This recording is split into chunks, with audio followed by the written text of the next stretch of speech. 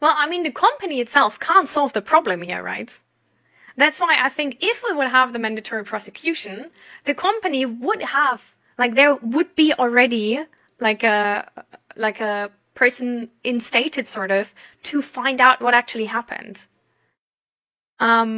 So yeah.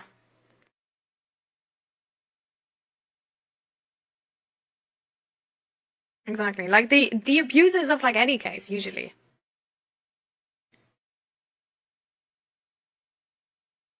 Mm.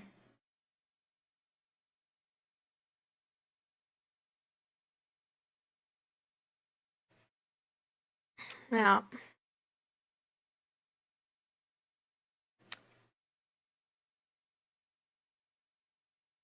Good luck, Sigibertus.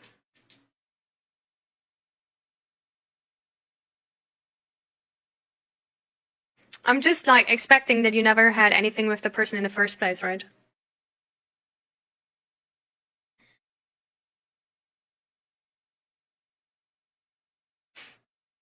I think the courts should have the responsibility. But I think the companies should have the responsibility to aid those investigations as much as they can. Because honestly, I wouldn't trust any investigation of the company anyway. So I definitely like have the court investigate or like an expert or whatever. But companies like can't say no, essentially. Resolve me weeds. Yikes. Rat him out for that one too.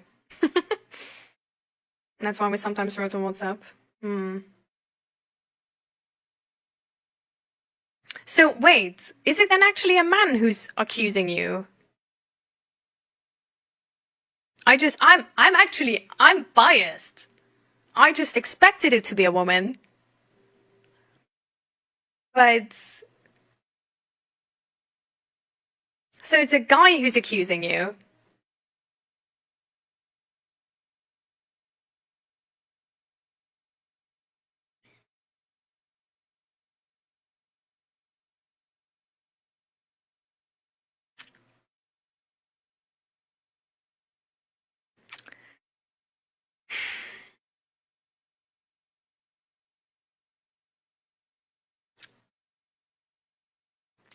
God damn it. Now I hate it even more.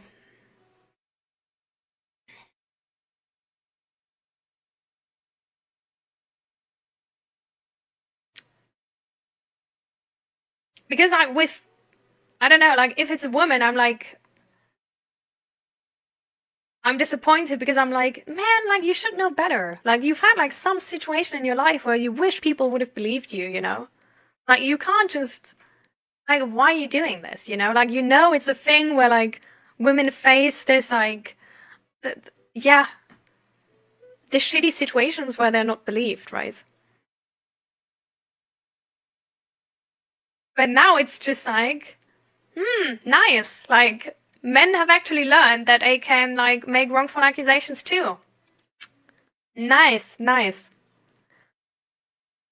And then like like when the stats of the wrongful accusations are actually being pulled up, it's like women will probably be blamed for those, even though there's men under them. Like, come on. Like it's really not fair. Like, oh, can we have like proper statistics on this? Like I want to know like how much the accusations for like accusations on trans people got like worse after this whole politician bullshit. And I want to know who's making more wrongful accusations. Like, is it men or women? And like, which percentage is it? Is it more men, for example? Because like men are way less likely to be S8, right? So is it actually maybe like the possibility of men wrongfully accusing you like higher than something else or whatever? Like, I want to see comparative statistics, but I bet we don't have too many on those because it's just too like time-wise too close. I'm still thinking about suing him for wrongful accusation, but it could have been bad for the court case with the company. How would it be bad for the court case? Because I feel like shouldn't that be good? Like, if it turns out right, you know? Because it could seem like I want to scare the victims or some shit. But you are the victim, though, like...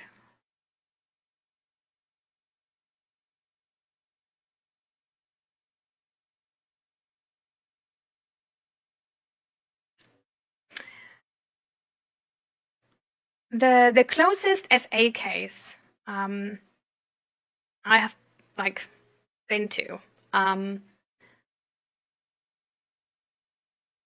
one of the things making it way worse than it was, than it would have needed to, essentially, was that the victim thought about how this would, like, about doing things right. And I know this sounds like conflicting, but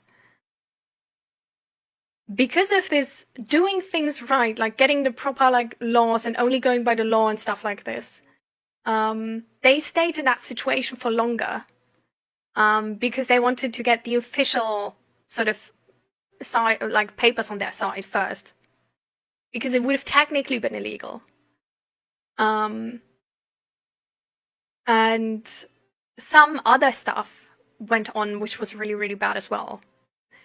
And essentially, this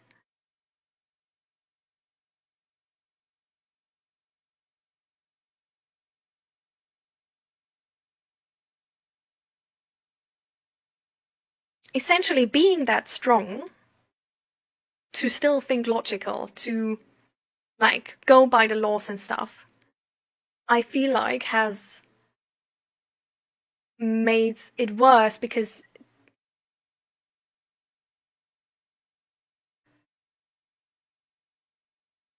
she then didn't seem like this helpless victim personality, which is also a stigma, right? But like,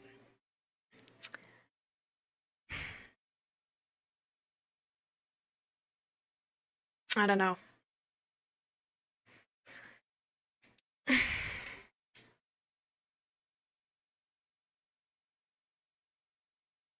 Wow.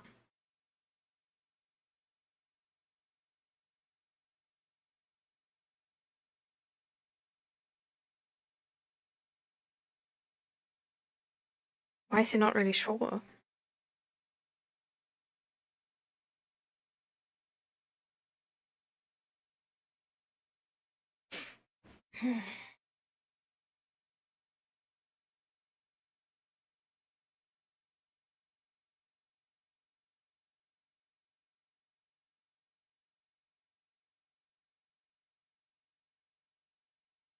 Hmm.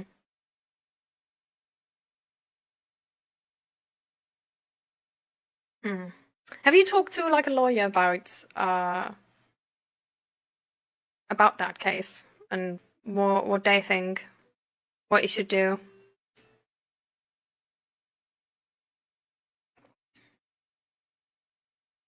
And it really depends on the colleagues too, right?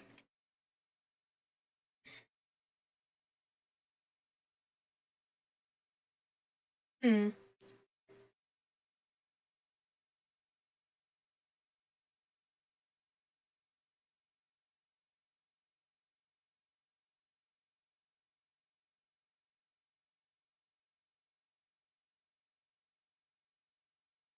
Oh, it's so nasty.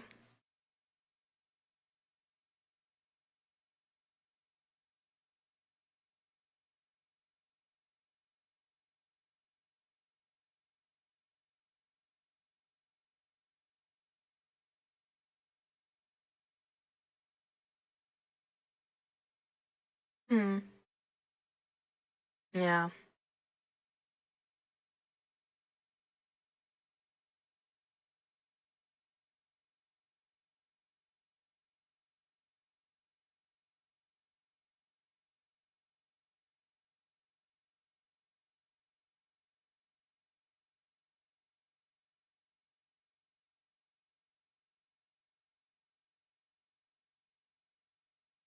I mean, what is the specific, like,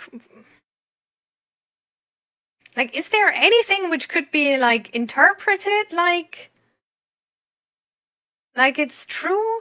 Or is it just, like, an entirely made-up situation, which, like, not even close to that has ever happened?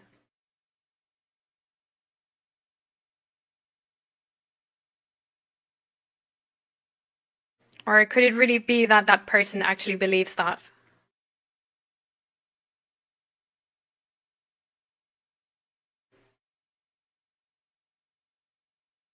Completely made up.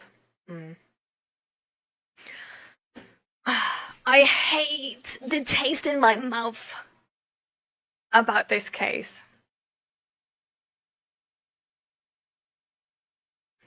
Like, the minority group in SA cases, using the SA cases against a minority. Damn. That's, wow. That's crazy. Like, there's really, like, always something new you learn.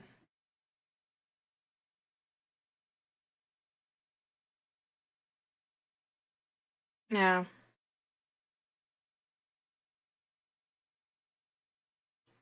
Oh, I'm sorry, Ali. Yeah.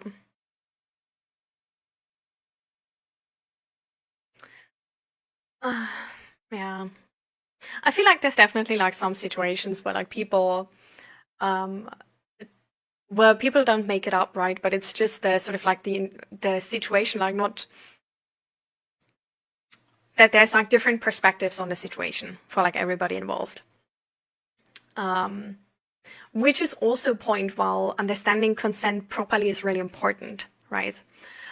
Because with expectations, we can actually make sexual situations and the consensual sex really, really hard sometimes.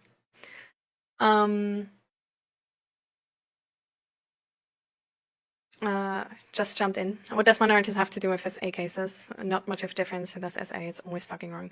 Yeah, it's about that 𝔹𝕃ℂ𝔻 is at the moment being wrongfully accused by a man at his work that he, she, they, 𝔹𝕃ℂ𝔻, I don't even know, that 𝔹𝕃ℂ𝔻 SA'd them. After, all right, after, she went to HR and talked about that two of the friends of that person accusing her are transphobic. So sort of like to the answer of the, or that's the leading theory of 𝔹𝕃ℂ𝔻, on that answer to, the answer to that accusation of transphobia was the friend of those two people accusing her of SA.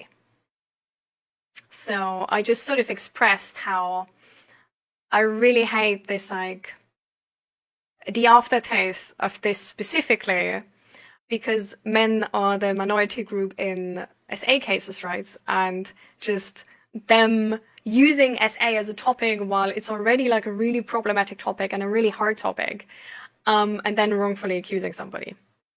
And not only somebody, but a trans person, where since AfD and stuff like this and right-wing parties have specifically like employed this this narrative, right, that trans people are dangerous and stuff like this. Aw.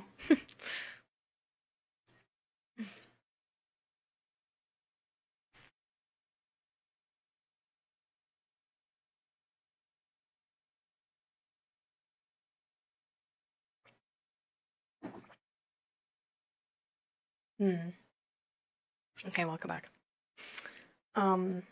But yeah, so that's the situation. How much have you heard? Like, did you get the whole recap? But yeah, so that's what I just expressed. Definitely, like, SA done by anybody, doesn't matter who, is definitely wrong. Like, that's not in the discussion. So there's definitely like absolutely there's no difference who does SA. SA is always fucking wrong. But yeah. So, but in this case with the wrong accusation, it's just it has this tiny bit of extra taste, right? If it's used like this. As I had an accused of in my life, always shitty. Yeah. And actually, before that, I made the point that I believe that SA should always have mandatory prosecution. Because I really hate that you personally have to decide whether you want to prosecute, take that person to court or not. Because I don't know, if my neighbor gets raped by somebody, I don't know, like only because she's, I don't know, there's like a social situation, maybe, whatever, doesn't prosecute, I'm not fine with a rapist just running around like this.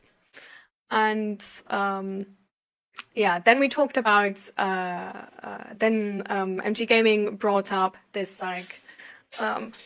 more like also really like propagated belief of like wrongful accusations are like such an issue right now in our society and such a big problem and all of that, as sort of like counter argument, where I was like, actually, I think we would have less wrongful accusations if we have mandatory prosecution, because nobody will accuse you of something knowing the next day they need to show up in court and have a proper story laid out, otherwise they need to pay the whole bang.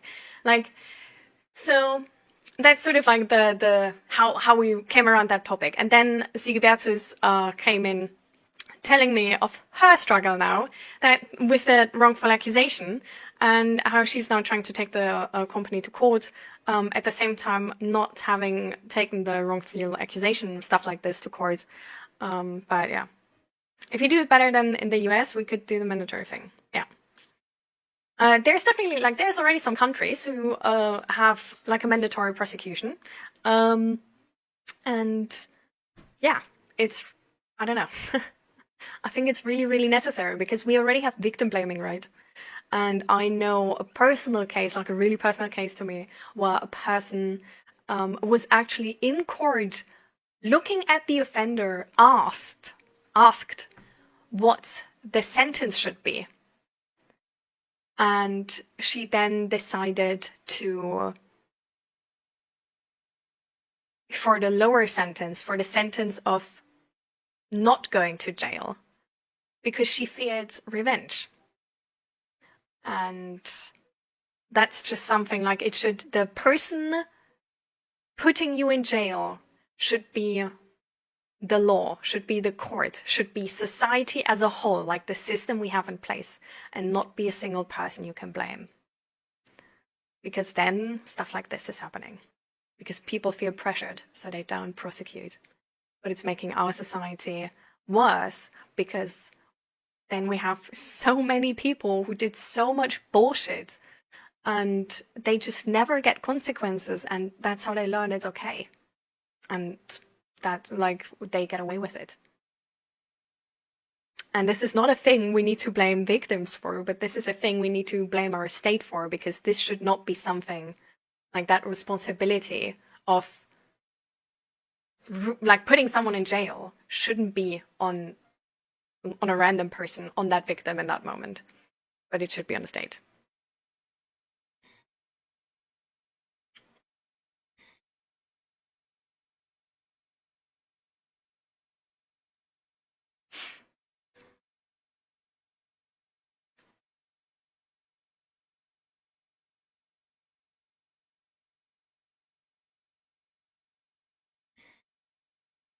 I don't know. I feel like if we have mandatory, if we have the mandatory prosecution, we would maybe believe more when people get off and walk free, you know?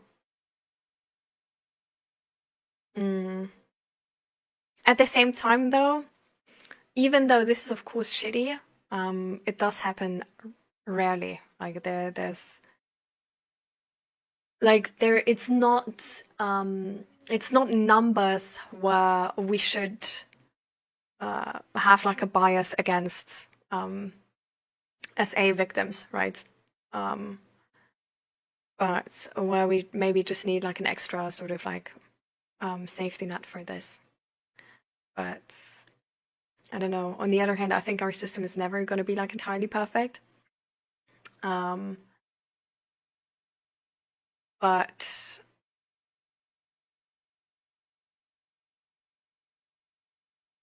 I don't know. I feel like if we would have more trust, like I feel like us not believing like a court's decision is rooted in us not believing the court, right, and the system and the state. So I feel like if we would work on that and make people actually believe the state, because we make our state and the whole court system and all of this that good, that people know actually like they, you know, it's like it's true what they say usually, like they're correct people sort of. I feel like then it would be like way I don't know, way more common that we actually believe the court's decision. But I mean, considering how many cases just in recent times have come out where the court decided absolutely in favor of the offender to the point where you're like, you're not being serious right now, right? Is just leading more and more to a situation where we can't believe the court and the state and the system. And yeah, I don't know. If that gets worse enough, we definitely gonna have, like the system is definitely gonna change through something, and probably big protests.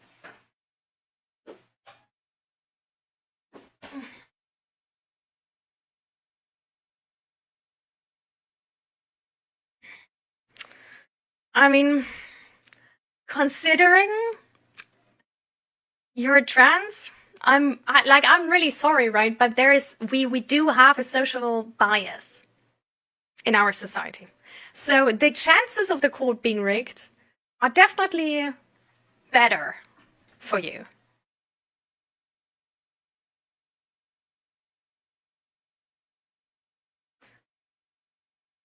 Yeah. I mean, that's definitely also always the problem, right? That like companies just have way more money. So, well, our systems are definitely not perfect. So, I don't know.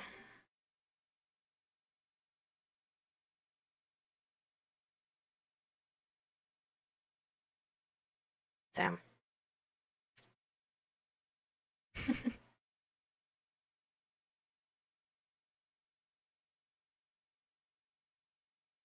In front of the judge. And the judge?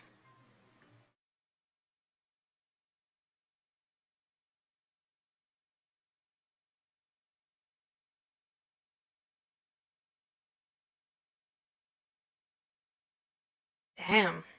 Some people really make it personal. Ugh. Okay. I mean, is there like, can you change the court? Like, can you change the judge? Like, I feel like that would be a thing where you can be like, this judge is definitely like, there's, I don't know, like this judge is biased for sure type situation. So,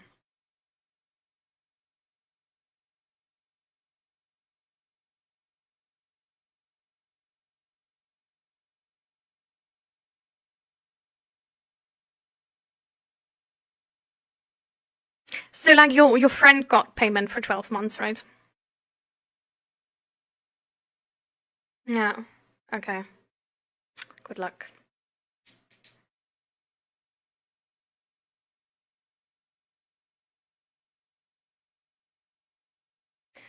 Ah, yeah.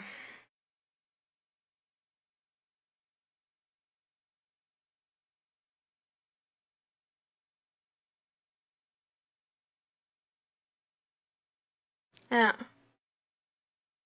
Yeah. Okay. No, just wanted to check because I was like, with the day, I was like the company, like, can that be a thing where the company gets money or like, you know? Hi, Pyro. Welcome. How you doing?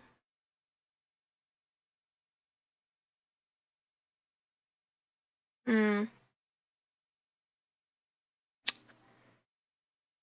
Whack. Um, I'm trying not to get sick right now. Zach got sick in the weekend, and I thankfully didn't. So I really I'm a little bit proud of myself because I do think it has to do with me actually like resting and like focusing on my energy and like resting before I get like push myself too much. Because I know this is when 10 people get sick all the time, right? Um, well, Zeg was pushing himself too much and apparently it was too late to rest, and he made himself vulnerable to get sick. So now he's sick. And the annoying part is, though, that my sister's gonna come over like tomorrow for like 3 days, right? So I really can't get sick. She has a big program of stuff she wants to do. So I have to be on the best, like with the best performance, right? So I'm drinking vitamin C, I'm drinking tea, put on a scarf, because I notice I get like a little bit of, you know. So, yeah.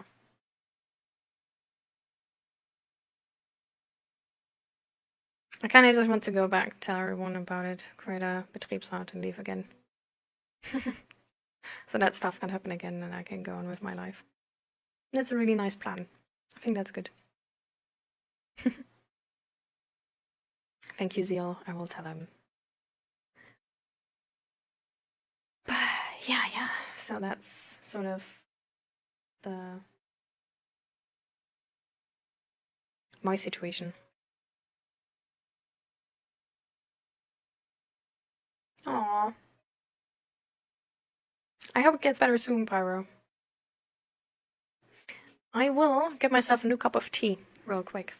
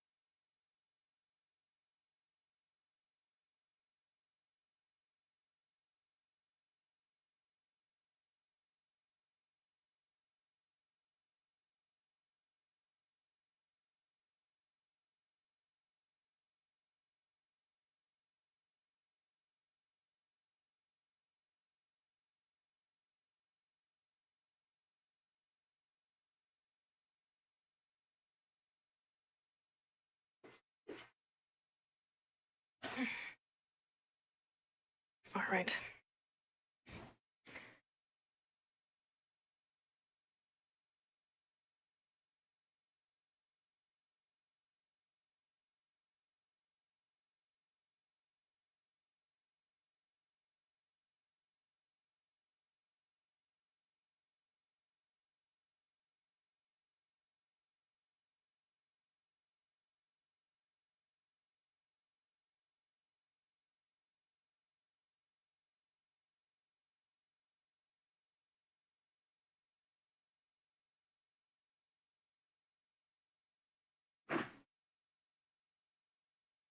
practice this evening though. Not sure if it's smart, but I'm going anyway.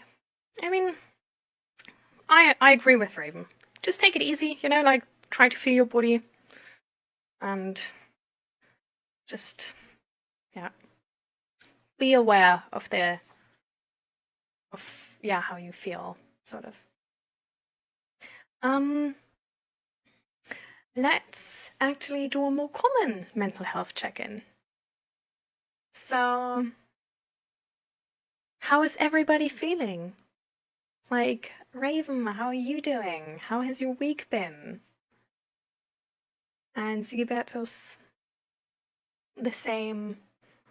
Zeal, the same. Like, let's get a little bit into detail here, because I feel like we have been going into like we've sort of like we scratched the surface a little bit. Like, oh, I got sick too. Like we scratched the surface, but we got so quickly off track in like all random topics. So I just want to sort of like remind ourselves in the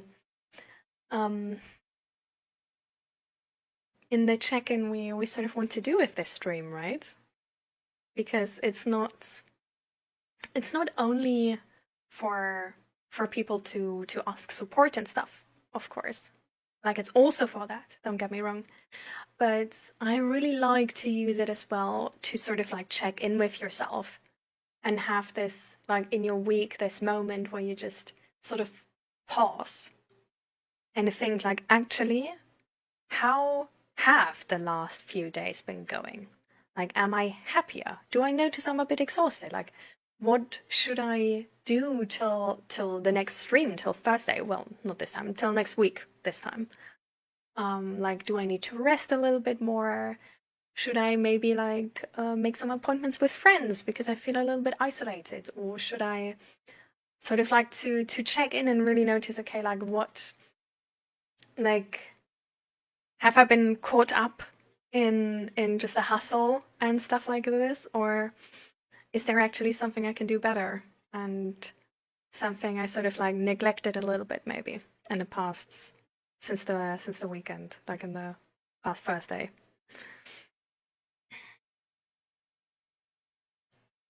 So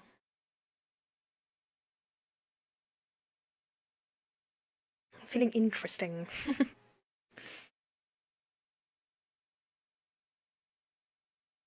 Not the worst word. It's confused, uncertain. I don't know how to describe how I'm feeling. I'm physically exhausted, mentally. I don't know how I'm doing.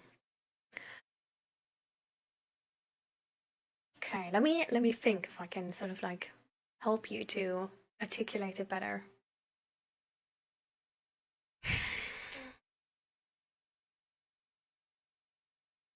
I'm just gonna throw some words in the room, okay? And you just like, if one of those is like sounds good, then let me know. So you had this practice, and your arm started hurting,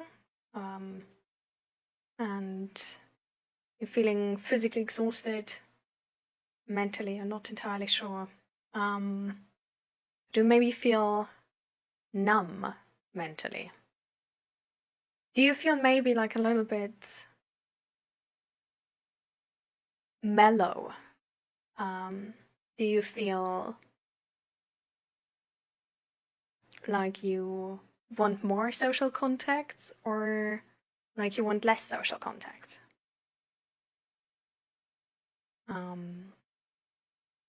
Do you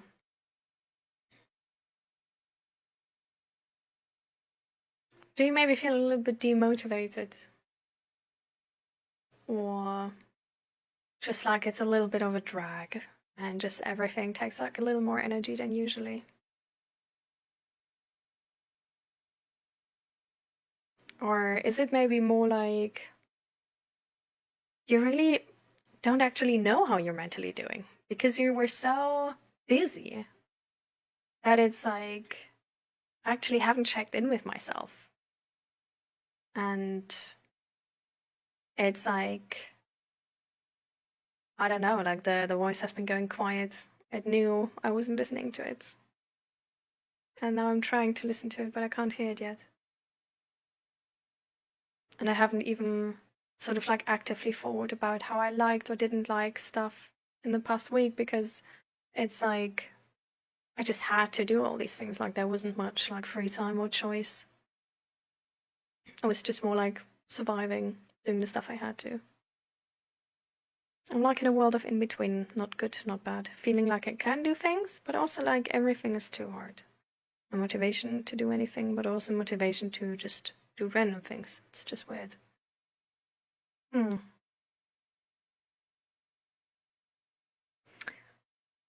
Is there like, I personally, I really love to sort of give different mental states I have. Like for me to be able to like see them better and like work them better, work with them better, because it's like, okay, like what do I need and like what is wrong, or like what is going on, sort of. I really like to either attach them to like states in my life, like life phases, like, oh, this is like child me, this is teenager me, this is adult me, or to the things I'm doing in that moment. So for example, like, and it's sort of like an overarching thing of like how I do things, but also how I feel. So I, for example, have this like work state where I'm more like numb, but I get stuff, but I'm also like more irritable. And I like, usually I sort of neglect my own boundaries and push myself a little bit too hard. It's sort of like the before burnout, but on the way to burnout state. And then more like a, yeah, like a balanced, like a mentally stable state where it's just like life is good. Like I do many different things. I'm able to do the things I want to do. I'm able to not be, I don't know, set back by things happening too much. Like, I don't know, if I get disappointed by something, it's like, it's annoying, but it's over in like 10 minutes, and I'm able to sort of like regulate myself and all of that stuff. Perfect. This tea is so hot, oh my god.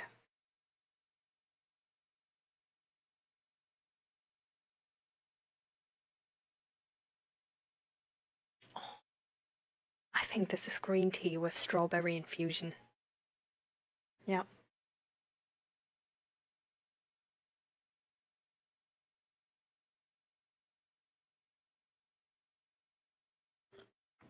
And it's way too hot.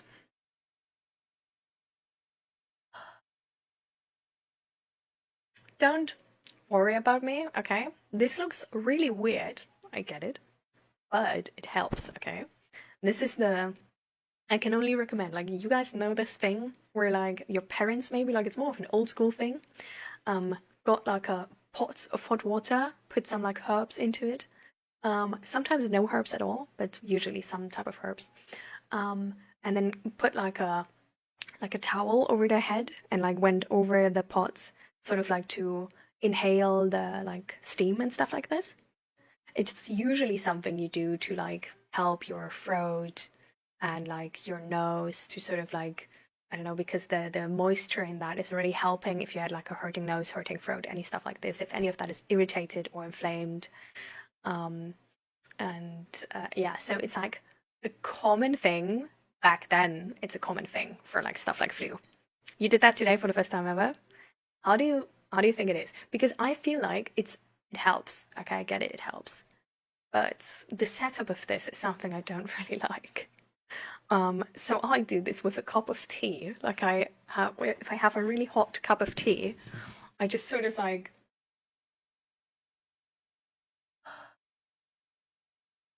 sometimes like I do like this.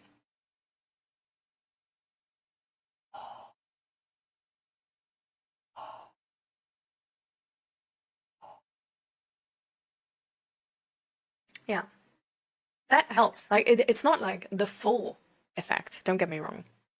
Um, but it does the trick like good enough that I don't need the real thing. Like if I just notice I sort of like feel a little bit sick, like not like entirely sick, but I feel a little bit sick, I just do, like, I really like doing that.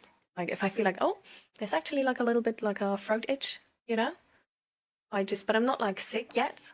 But I'm like having like like, did you guys even know that like having like like your throat or your nose being like dry and like hurting is actually it's making it easier to actually catch some type of disease. So I don't know, like if you're not sick yet, but you have that little bit of a throat itch, which I actually have noticed because of the like heating air, because that's really dry, right? And the stream where I talk for like hours on end, I notice that quite often, and then I just like I drink tea and then I do the yeah, huffing and puffing my tea. Mm. But yeah, also like it more because not your entire head is above the pot, and I think like the pot is really hot. So this one is only to get the like moisturized air sort of into like to have like steam in your throat, which helps. Yeah, the glass is getting all foggy is really annoying. Also, something was last year nearing the end of the. Nice. Welcome, Zian. How you doing? Also, something was last year nearing the end of the volleyball season. I never wanted to go to practice on Mondays, which was weird because volleyball has been my favorite thing to do since I was a kid. Been playing for like 10 years by now. So that was the something similar you had? You don't know how it went away. That's sad now. That would have been really good intel. But so you know it's apparently returning. I feel like maybe maybe just sort of like thinking about a little bit like harder, like what you did so it goes away. Maybe like just like keeping it in the back of your head for the next week or so and see if like there's anything you like which comes to mind you remember. But that definitely gives like a little bit more description, right? If you say last year, nearing the end of volleyball season, is that the same time of year as now? Or no? Like what time of year was that?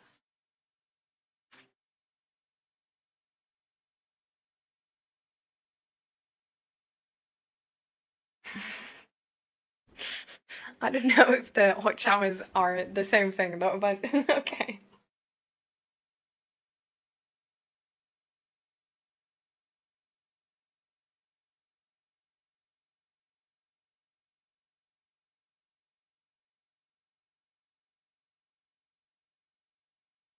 Depends on how hot it is. Oh my god. I feel like a steam elemental sometimes. I mean, to be fair, just honestly, like if you do that, just after the shower, sitting a little bit in that steamy room, that's probably the same thing. That's like sauna, but at home. Going to sauna, guys. You guys, if you like in winter, go to sauna. Trust me on this. I haven't gone, but I should. Trust me on this, and I should trust myself too, because that would help. Okay, so that's around April. Okay, so what we didn't know, because I was never in a sauna. Oh, a pity. Um.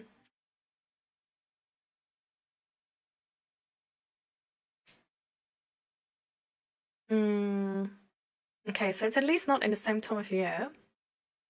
So that's interesting. Has so you thought about what happened afterwards, and how it got better, but you didn't remember. Do you know what started it? Like, do you know if there's like a common denominator of like how you sort of got into it? Like, was there a big event? Was there some like training camp? Were you sick maybe? Like, is there like something like this which sort of like came beforehand? Saunas are nice. Saunas are really nice. I wouldn't miss saunas for the world. Seriously, love it.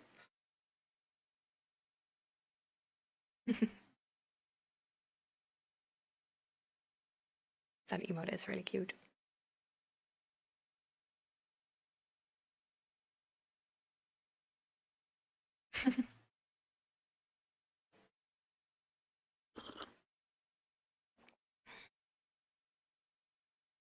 At some point, if the stream ever is making money, then I'm gonna get like a whole like animated, drawn, like properly cute emote set. That would be the dream. But I've asked some like artists, and the stream would need to make quite a bit of money to be able to pay for that, because you have like so many emotes nowadays. But yeah.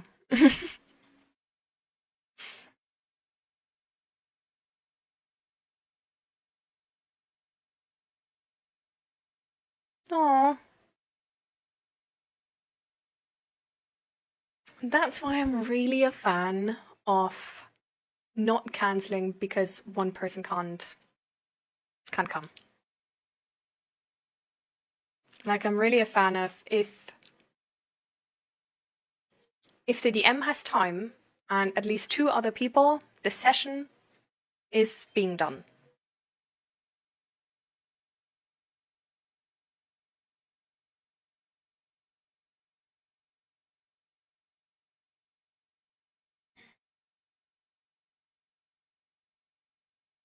You're the DM? And you were already... Oof. I mean, definitely make that rule then, though. I mean, you're the DM. Just be like, if 2 people have time, I'm coming. Ooh, I think... I don't know how long you have been DM for, but I feel like, I don't know, like, in my experience, if you say, like, I don't know, maybe it's just the friend groups I had, but Lord, if you give them the option to not come, the comfort wins. Like, so, I don't know, like, since we've had, like, the campaigns here, we were always like, if 2 people can do, we're gonna have that session. Sucks for the person who can't come, whatever.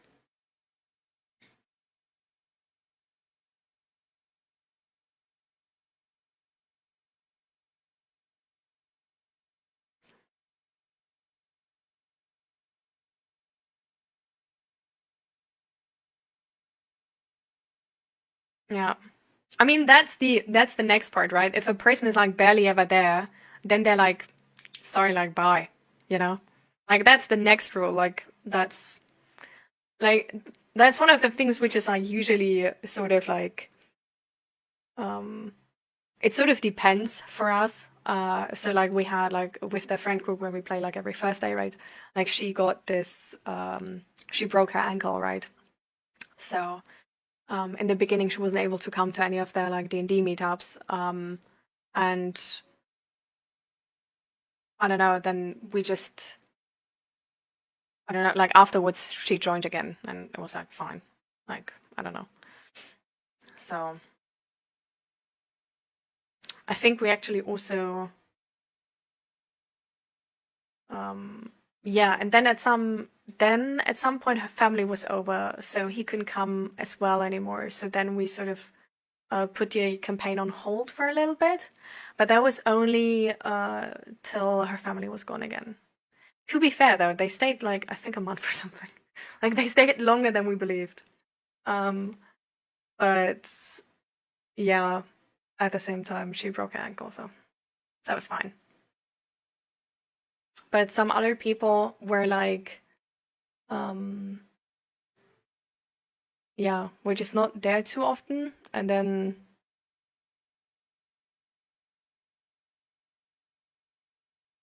I don't know. I think we just sort of asked like, do you want to actually be a part of this campaign like every week? Like, are you sure? And then the person was usually themselves like, I like this campaign, but no, I don't have the time. No.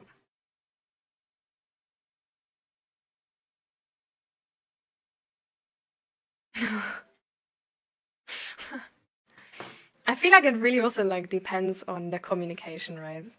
Like I feel like it's always different if a person is sort of like at last minute, like texting and like, oh my god, like I'm so sorry, I forgot to tell you guys I'm like so sick, and I felt like so nauseous, and like only now I was like waking up and like stuff like this, and I felt so out of it, so I couldn't tell you. And but like, yeah, so sorry for the short notice. Like that's like something different, right? Than just being like, um, oh, sorry, I can't.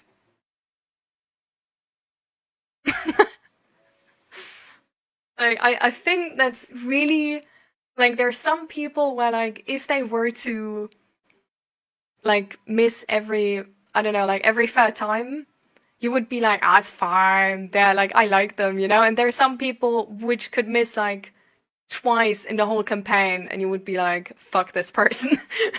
So it's sort of like, I really think it depends on the tone a lot as well. But yeah. The tone and accountability, I think. But yeah. So, big disappointment, right? Because of that, then. And Naradim, how are you doing? Welcome, welcome, by the way.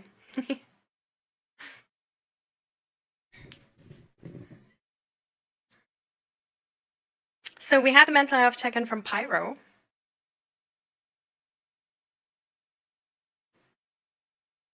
Anybody else wants to take part in the mental health check-in?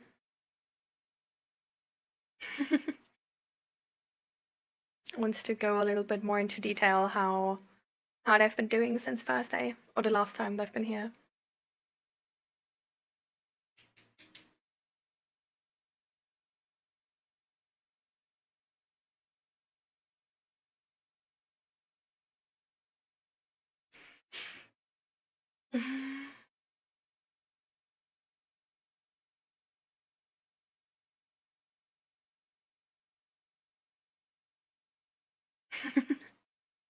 Are you stalking me, Naranim?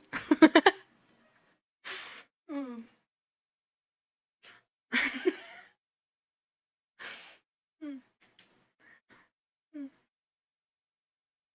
Naradim is just sort of like lurking from the window since an hour and now decided to actually open the door and come in.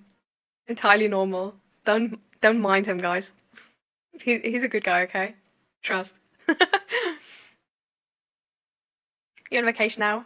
Okay, so what is your goal? Your number one goal for this vacation? We've kind of good news. Alright. What is the good news?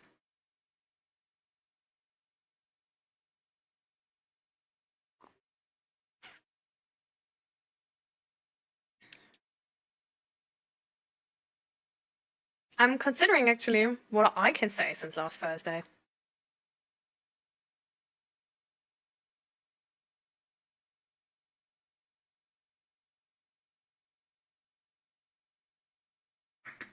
But I'm just gonna put it on optional. And the guy sits in the dark corner with the newspaper. Yeah. I went to IKEA with my crush on Saturday and it went really well, but I might have infected her with whatever I have. Ooh. That's really unlucky. So that kind of sucks. I already texted her about that. That's good. That's good. Yeah, real good first impression, right? Am I right? But I'm glad it was well. And I don't think it's actually like a big problem. I don't know. I don't know if people nowadays like are like mad at people who like infected them with whatever if they didn't know they had it. So first time we met outside of the group, we got to know each other. Nice. Going to IKEA for the first date is a really nice idea. I think it's also really funny. But I think it's not a bad idea. I just think it's really funny. But I really like going to IKEA as well, so it really like it's not even a bad idea. Like it's I don't know. She's moving in December. Oh, so it's also useful actually. Okay, that's even better. Oh, it's even better if you're allowed to get stuff actually at IKEA. First time, no way. That's wild. IKEA's amazing and shitty at the same time. I do have to say, it honestly got so much worse since the IKEA in Utrecht now doesn't have any sides to their hot dogs anymore. They have so nice vegetarian hot dogs. Or vegan even, I don't even know. But they have no sides to them anymore. They have no, like, crunchy onions. They have no red cabbage. They have no, like, the cucumber slices. They have only sauce. And that makes the experience way worse. Sadly.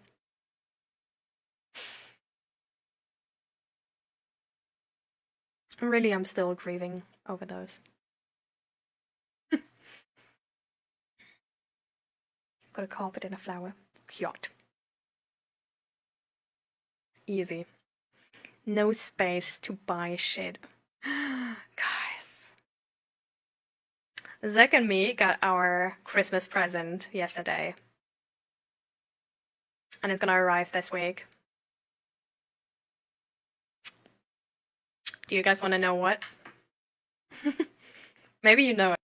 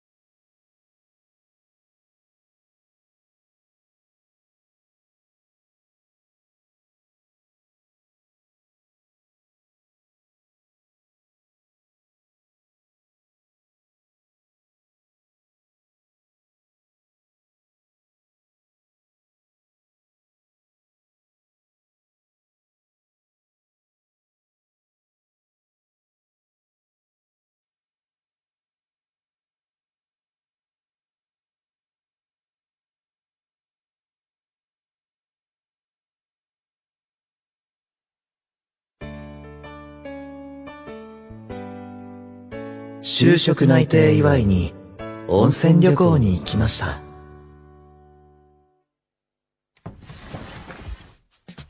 おー、部屋広くて綺麗。温泉旅行とか久々かも。俺も、なかなか機会ないよね。ああ、夕飯の前に一回温泉入る？って、早っ！直樹さんもう浴衣に着替えてんの？温泉ですから。ほら、友も着ようよ。荷物片付けたらな。つか、着るならちゃんと着ろよ。めったに着ないからわかんなくなって。左前だよね？たくもう。旅館の浴衣の帯なんか巻いて結んどけばいいだろう。結んで。わかったから動くなよ。はーい。こうやって左前で合わせて、帯はこの辺りでと。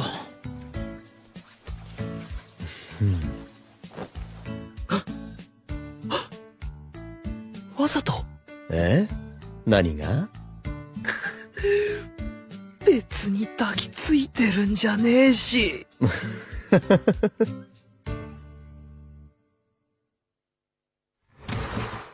あ、部屋に露店がある。おー、入ろう。上がる。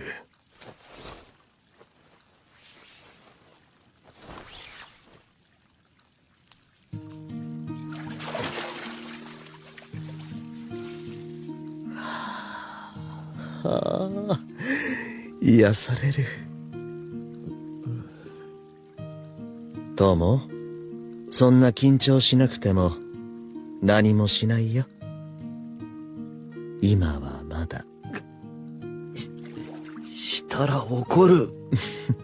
かわいい。何？恥ずかしくなっちゃった？入るときは普通だったのに。さっきは旅行とか直樹さんと一緒に来れると思ってなくてテンション上がってたから。友、風呂上がるよ。え？もう？あと、今日手加減とか無理だから。え？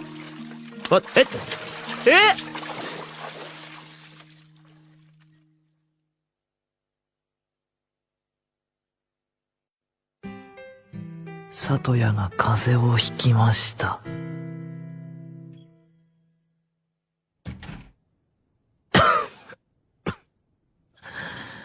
風邪うつるから来んなって言っただろう。はいはい。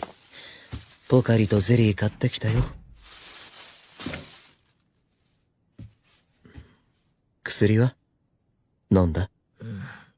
飲んだ。ご飯食べれる？何か作ろうか？いい。さっきうどん食ったし、アルミ鍋のやつ。大丈夫だから、早く帰れって。もう寝るし。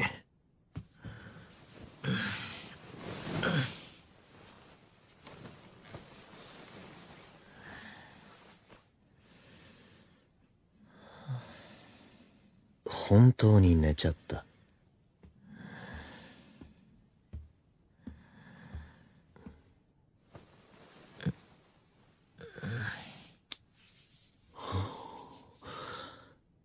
手握ってきた。かわいい。キスしたい。けどしたら怒られるんだろうな。でもしたいな。でもやっぱりしたらしたで何日も怒られるだろうし、無理にしたらしばらくキスさせてもらえないかもしれないしな。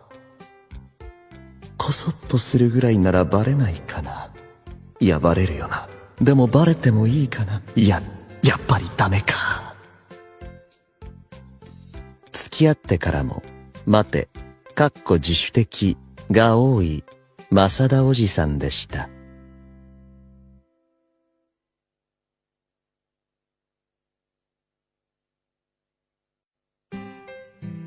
正田が風邪をひきました。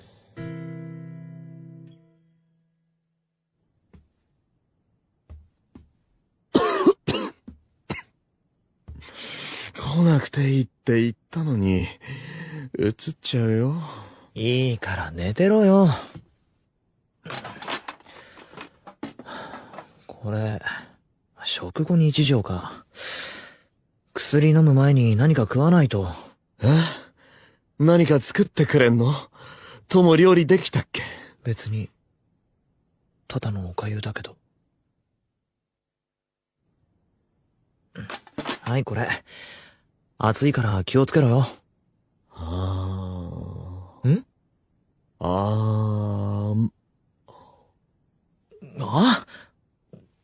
自分で食って早く寝ろ。ちぇ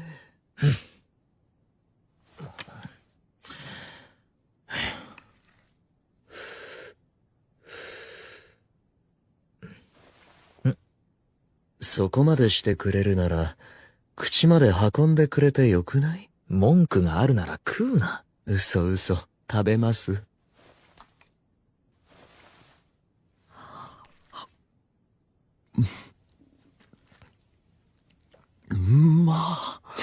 鼻詰まってて味しないだろ。だって、友に料理作ってもらうのなんて初めてだし。いいから早く食えって。薬飲むの忘れんなよ。ありがとう、友。別にいいよ。これくらい。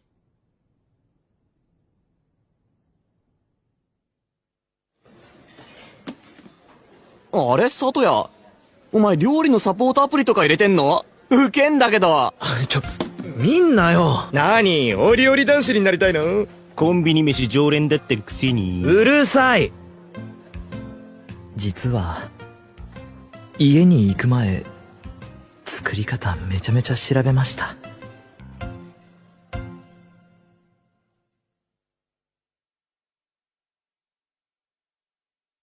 ハッピーストロベリーフレーバー。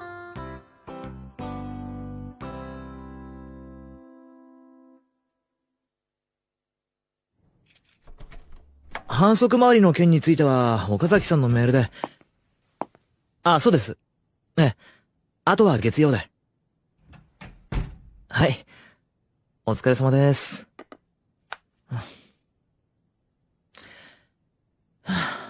やっと家。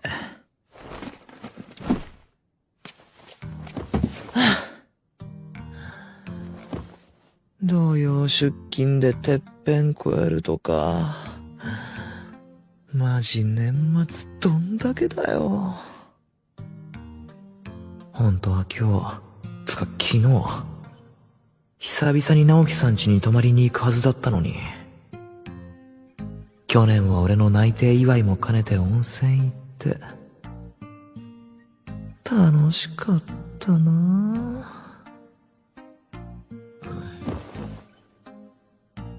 ぁ。って別に、誕生日ぐらいどうってことないんだけど。っ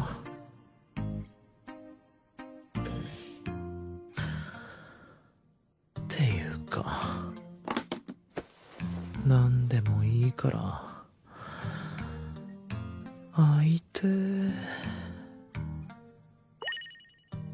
あ、直樹さんからだ。お疲れ様。誕生日おめでとう。ありがとう。今家帰ってきたと。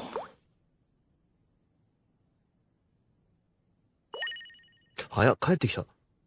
大変だったね。明日は休み？休み。明日会える？イチゴ好き？イチゴ？つか返事しろよ。普通に好きだけど、つか明日どうすんのと。よかった。まだイチゴの話かよ。そっちじゃなくて。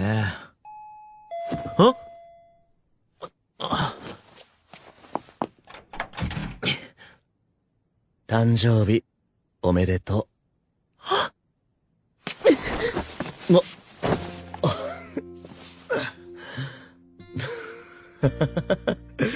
0時ちょうどにピンポンしたかったんだけど、無理だったな。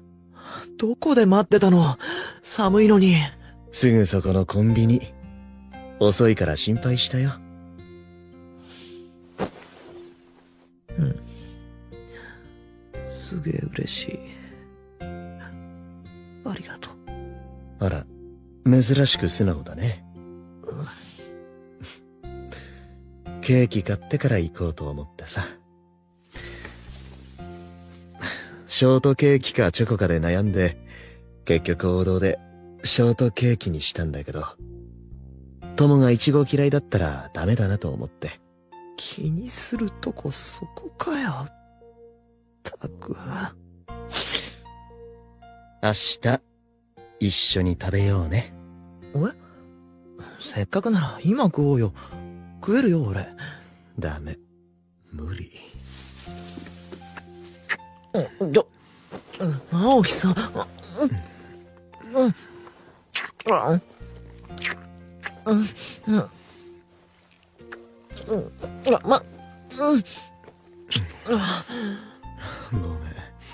久々に友の顔見たら、止まんない。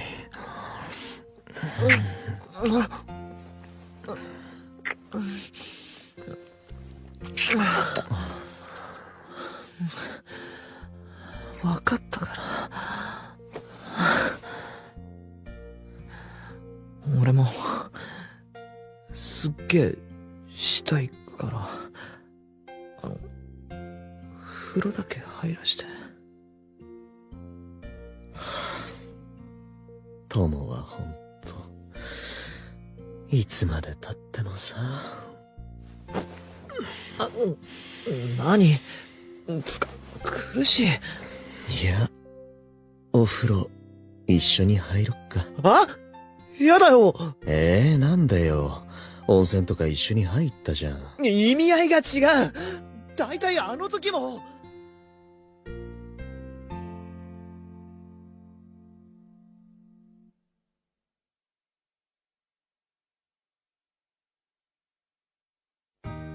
これを愛し、これを敬い。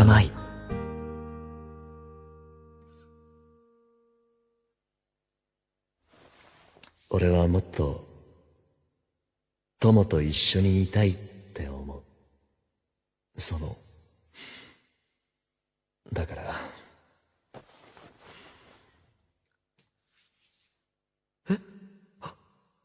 指輪？そろそろ、一緒に住みませんか？指輪してるのも、やっと馴染んできたかな。友、ご機嫌だね。引っ越しの見積もりも調整できたし、あとは荷造りして。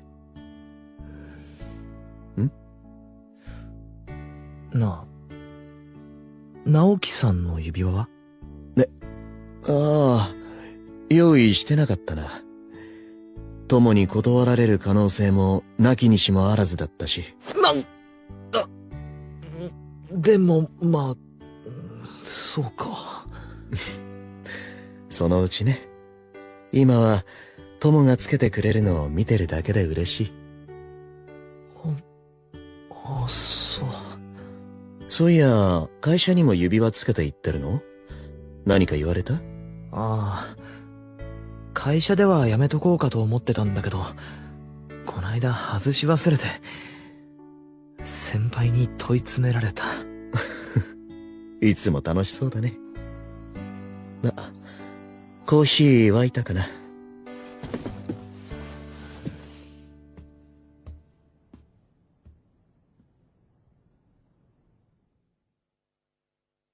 それから数週間後、俺は直樹さんの家に引っ越した。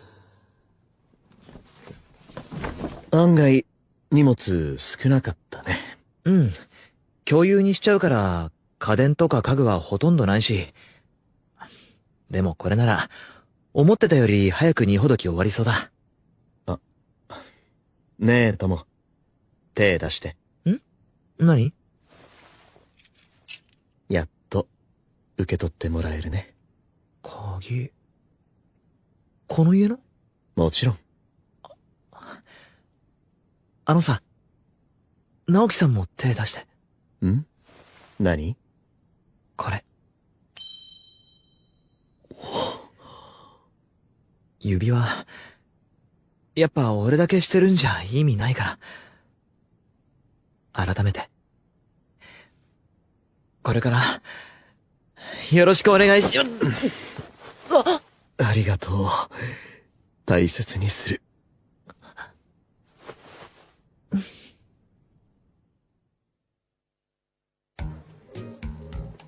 はあ、毎日幸せすぎて怖い。あ、そう。つか、マサダが指輪してきたって、女子が阿鼻共感してるぞ。どうすんだあれ。早く帰りたい。会いたい。抱きしめたい。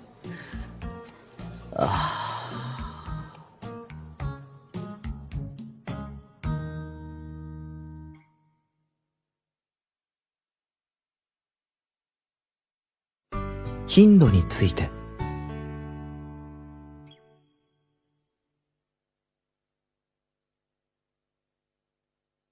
同棲し始めた直後、月曜日。お風呂お先。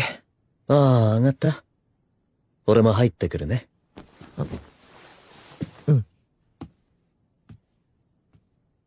そして数十分後。おやすみ。おやすみ。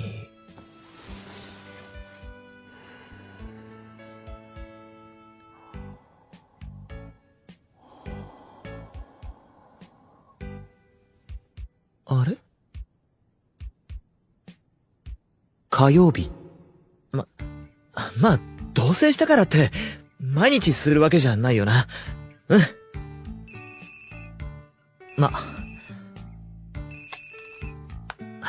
もしもし？あ、友。急なトラブルで今日帰れるか分からなくて。先に寝てていいから。ごめんね。わかった。頑張って。水曜日。徹夜明けだからもう寝るね。ごめん。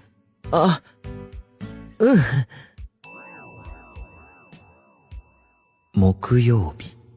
明日、朝一会議で。あれ？じゃあ早く寝なきゃね。金曜日。あれ？なんか里谷元気なくね？週末なのに。いえ、別に。ただなんか、自分だけ盛り上がってるのって辛いですよね。え？何それ？もしや俺のこと？遠回しな上司ディス？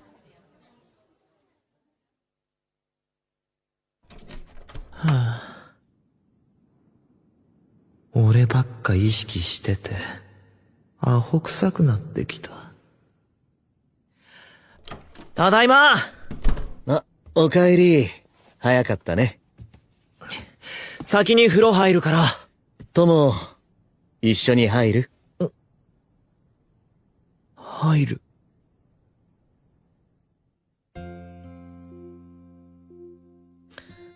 なんだ。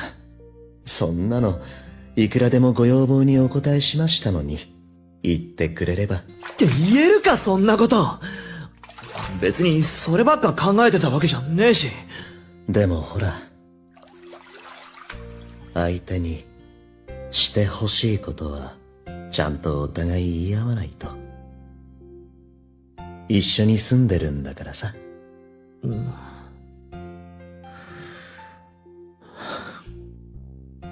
日は、したい。なんて？言わせたいだけだろ！よく聞こえなかった。嘘つけ！もちろん言わせたいだけです。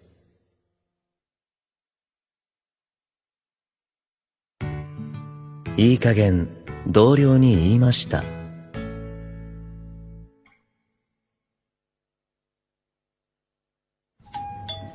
は、一緒に住んでんのって男？俺一言も女の子だなんて言ってないけど。さあ、帰ろ。いやいやいや、待て。マジで冗談だろ？周りに言うなよ。つうか、あんだけ可愛い言ってたくせにこの野郎。いや、可愛いよ。本当に目に入れても痛くない。はあ？どの口が？あれ？あ、直樹さん。近くまで来たから一緒に帰ろう。ああ、これね。同僚の浜口。まさかの本人登場？てか普通にイケメンじゃない。もったいねえ。すみません、お邪魔して。里谷です。舞い上がっちゃった。やだな、マサダさん、顔怖いよ。なに俺既婚者よ。とも帰ろ。早く帰ろ。うん。マサだよ。あんなイケメンの若いことならそりゃわからんでもないが、しかしさ。超可愛かったでしょ。昨日も帰ったらカレー作ってくれてさ、うまかったわ。あ、そう。本人に会ってしまったらお前の話が急に生々しく思えてくるな。くそ。その後を返しに一晩中じっくり泣かしてあげた。直樹さん、もう許して。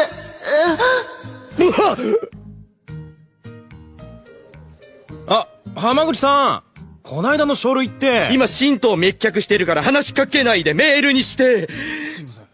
マサダおじさん、ほっとろくでもねえ。ふふふ。ときめいた分の制裁完了。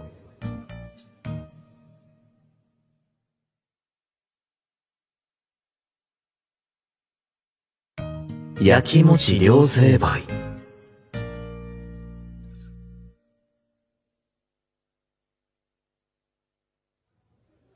結局いつもこの店来ちゃうんだよね。近所だしさ。いいじゃん。俺、ここのハンバーグ好き。先食べていいよ。うん。いただきます。ハヤシライスお待たせしました。はーい、ありがとう。話せた。もうめちゃめちゃかっこいい。前に出張の時、横川さんとのことを疑われたりしたけど、それを言うなら、直樹さんの方が大概モテる。ああ、美味しそう。まあでも、モテないわけないよな。なんだかんだいつも優しくて、ちゃんと目線を合わせて話を聞いてくれる。笑うと少し幼く見えるところや、穏やかで気取らない話し方も。って俺、何一人でのろけてんだ。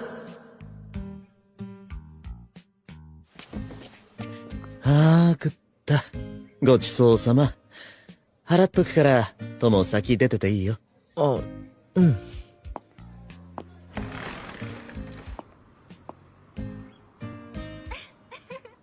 本当ですか？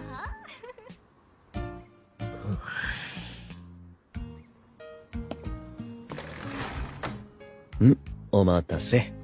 さあ、帰ろう。何話してたの？この辺に住んでるんですか？だって。やっぱヘビロテしてんのバレてるよね。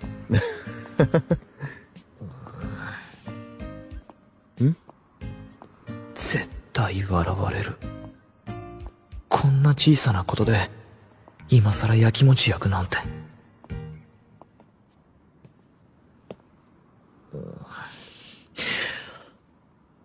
次は、うちで飯食いたい。まったく心配性だな、友は。うっせえ。自分のこと棚にあげて。はいはい、アイス買って帰ろう。ね、手つなぐ？つなぐ。あれ？素直。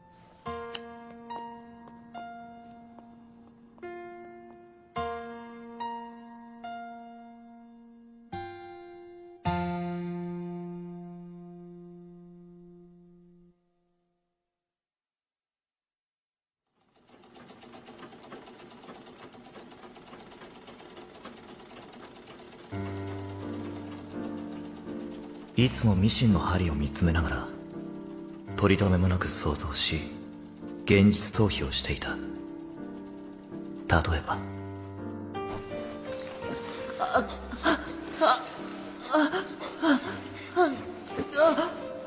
男に抱かれるのってどんな感じだろうとか。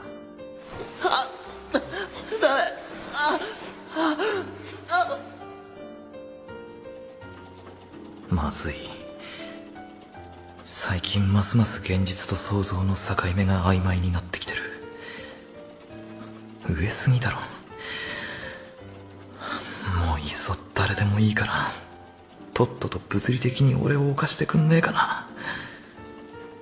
それで最初で最後にするから。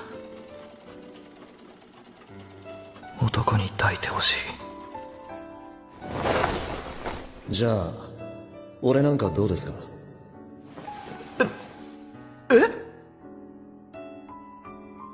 月の温度は昼間は110度で夜はマイナス170度になる。すげえギャップ。まるで人間の外側と内側のようだ。フィフスアビニュープレゼンツ凪渡る原作恋愛不行き届き。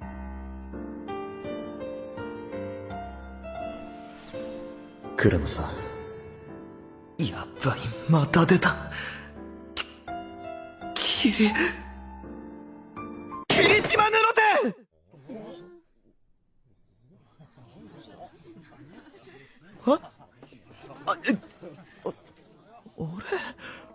俺クラマ、何突然布の仕入れ先の名前叫んでんだよ。あれぼーっとしてんな。演劇部強化合宿中だぞ。夢か。いや白チューム。とりあえず幻覚。今衣装と照明合わせ中だぞ。分かってるよ、ごめん。大事なとこなんだから。うんうん。だから俺もステージにミシン持ち込んで緊急で仕立て直し追い込みやってんだろ。徹夜続きで一瞬寝落ちしただけ。しかし霧島布店ってどういう寝言よ。1年の仮部員の霧島のことだろ。クラマちゃん仲良かったっけ？いや全然。仲いいどころか霧島とはろくに喋ったこともねえ。ただの俺のおかず。お、ほら珍しく練習見に来てる。霧島、おつ。そうか。あんま見かけねえと思ったらあの男俺と同じ演劇部の仮部員なのか。今目あった。仮部員つうか布物全般と今年の合宿所提供者様、老舗繊維問屋の坊ちゃんで今回のホテルのオーナーだぜ。不気味で怖えやつだけど拝んとこ。ありがたや。ほらクラマ、お前も拝めよ。バカよせ。霧島、音響のことだけどあっちの機材使っていい？はい、いいっすよ。洋裁の趣味と将来独立するための鍛錬を兼ねて俺は高校の頃から演劇部の衣装制作を担当していた。生地の仕入れはもっぱら霧島布店。霧島とは違う高校で、たまに演劇部の合宿練習で顔を合わせる程度だった。現在大学に入って2年目。今も衣装担当で演劇部に臨時在籍しているが、変わったことといえば、仕入れ先が一つ年下の大学の後輩になったこと。そして、無意識下で、その後輩を連日、おかずにしていること。は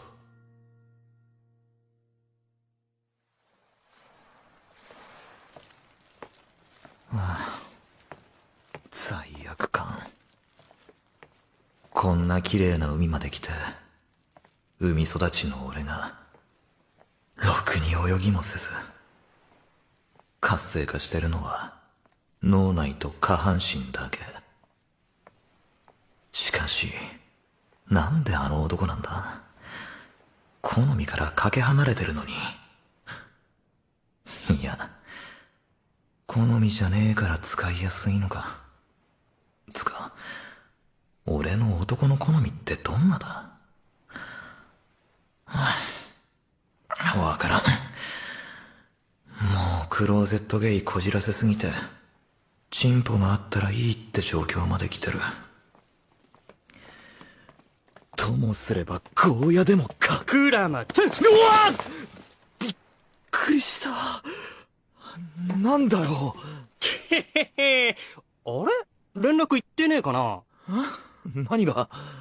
さ、我が演劇部合宿終盤あたりの恒例行事。乱行。ほら、やってるやってる。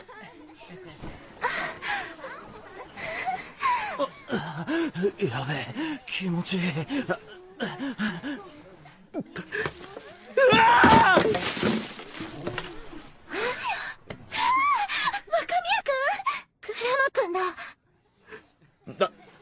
なんなんだよこれ。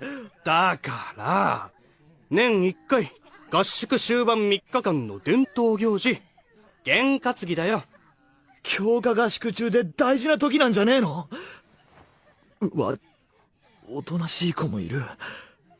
みんな、真面目なのになんで。落ち着け、童貞。こういうのダメなタイプかよ。ダメだろ。いや、男だったら普通喜ぶだろ。普通ってなんだ？なあ、頼むよ、クラマちゃん。お前を連れてこいって、女のリクエストなんだよ。難しく考えんなって。彼女いねえならいいじゃん。ちょっと、そこ、さっきからベタベタして、はまらないでよ。はい、大丈夫。すぐ行く、すぐ行く。脱いで待ってて。最悪だな。生地合わせしたかったけど、部屋戻るわ。待て。話せ。頼む。一番可愛い子をお前にやるから。いらねえよ、尻軽女なんか。こいでかい。腕離せってバカ。ランパくらいで恥ずかしがんなよ。嫌だっつってんだろ、君。気持ち悪いって。お前ホモかよ。そうだよ。俺はホモだよ。クラマ。なんて、いっそ言ってしまえたらどれだけ楽だろう。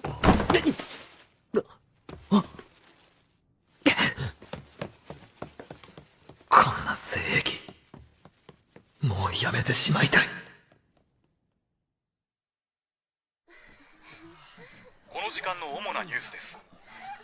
県議会は本日午後の本会議にて、同性婚法における全会一致の可決を目指し、最終調整に入りました。しかし、同性婚反対派議員による連日の抗議は未だ収拾がつかず、本日も怪我人が出るねえ、ちょっと、今ニュースとかや待って。この同性婚反対ってやつさ、これ、一番暴れてる議員ってクラマの父親じゃね？ほんとだ、若宮明。すご。すっげえ乱闘。クラマ父、超怒ってんな。別に同性で結婚してもいいじゃん。今何世紀よ。いや、よくねえよ。決めだろ。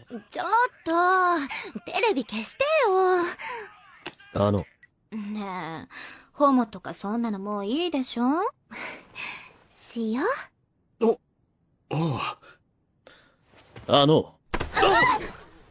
霧島健人来ねえと思った。びっくり。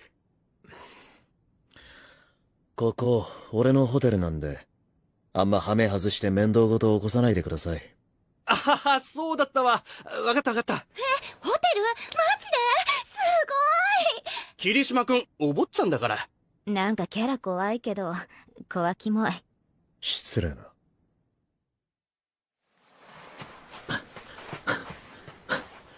年齢イコールゲイで、早19年。年月丸ごと金繰り捨てて、全部リセットできればいいのに。鞍馬とは、暗い魔の山。闇の中明かりも持たずに、名前通り身を潜める。一生クローゼットゲイ。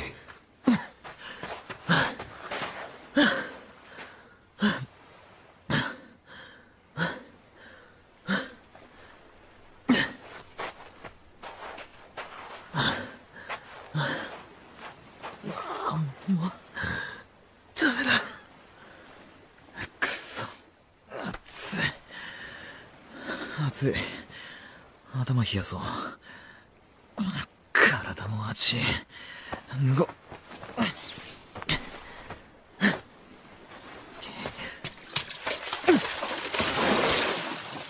父さん、ごめん。性癖捨てる前に、一度でいいから男としてみたい。そしたら俺は、仙人にでも、修行僧にでもなるから。だから今は、これだけ許して。ここでなら後ろ、いじっていいかな。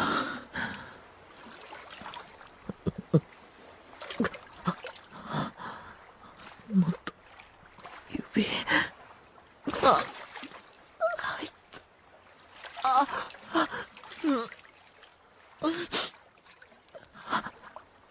俺、指細えな。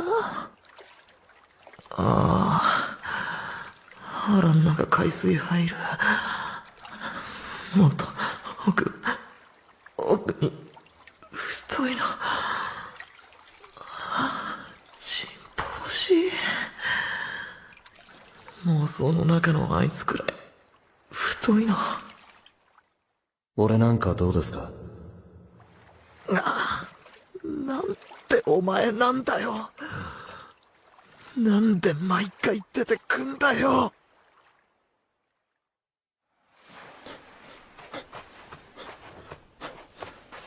どこだ？なんだこのやけに綺麗に畳まれた服。しかも靴まで揃えてある。というかこの服見覚えが。どこに？まさか。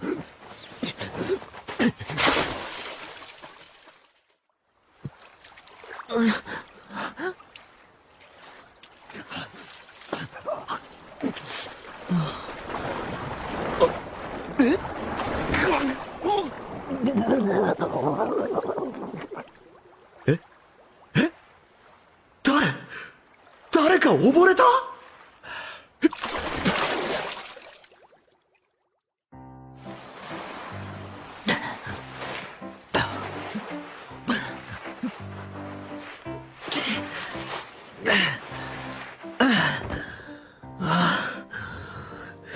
どうにか運んだ。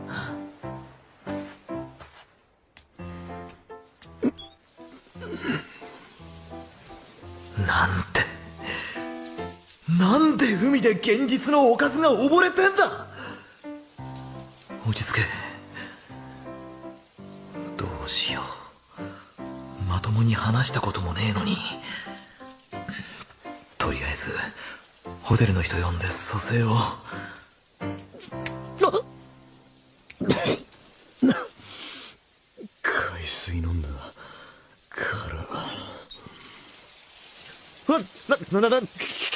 霧島布って、苦しい。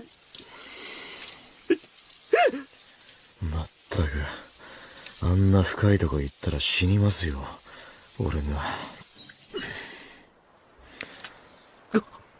が。危ないですよ。なんでこんな時間に海の中入ってんすか。ホテルの近くで水死体とか、勘弁してください。こんな大間が時に。魔物出ますよ。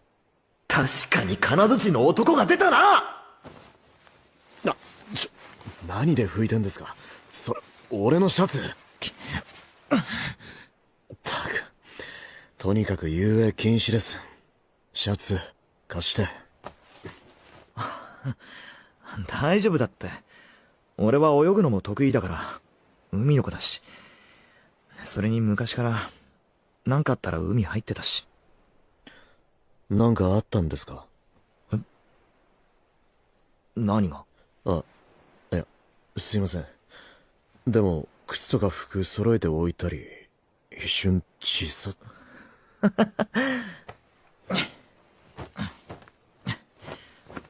この服、自分で作ったシャツだから濡らしたくなかったんだよ。知ってます。それうちのオリジナルの布。昔、先輩が買ってくれたやつ。あ、覚えてたんだ。まあ。その生地、初めて自分でテキスタイルやったやつで、先輩が一番最初に買ってくれた人だったから。へえ、これ5年くらい前のだよな。霧島くんはまだ今もテキスタイルやってんのか。先輩こそずっと服作ってるんですね。まあ、生きがいだから。現実逃避とも言うけど。つうか、先輩って言わなくていいよ。俺、演劇部の正式な部員じゃねえし、舞台の衣装を作らせてもらってるだけだから。他に呼びようがないんで。若宮か、蔵まで。遠慮します。やんわり振られた。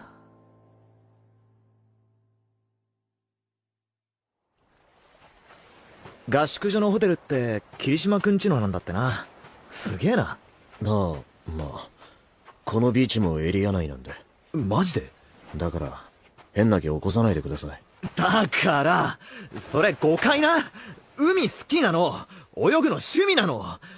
前住んでたとこ、海近かったんだけど、引っ越したから泳げる機会も減ってたし、こんなとこ来たらいても立っても。あとの趣味は要塞と妄想と、アナに。うわ、俺最低。セクシャリティ捨て去りたい。でも、その前に一度だけ。また、合宿終わってもがっつり海来たくなったら、俺に言ってください。ホテルの部屋、開けときます。え？喋ってるうちに体乾きましたね、先輩。ミシン持ってきてよかった。海では本人の邪魔が入っていけなかったし、海より深く縫い重ねる現実逃避。なんか縫おう。俺の好きな霧島の布を。初めてまともに話したよな。霧島布店。下の名前なんだっけ？教えません。やばい。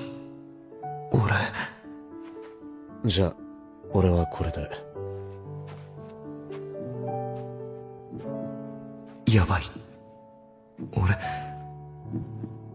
こいつに抱かれたい。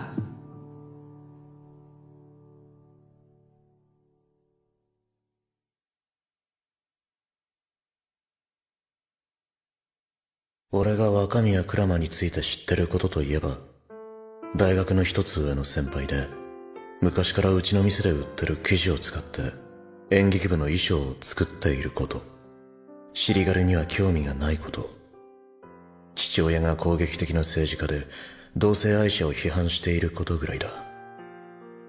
あと、これは憶測だけど、先輩はもしかしたら女より男が好きなんじゃないかということ。そして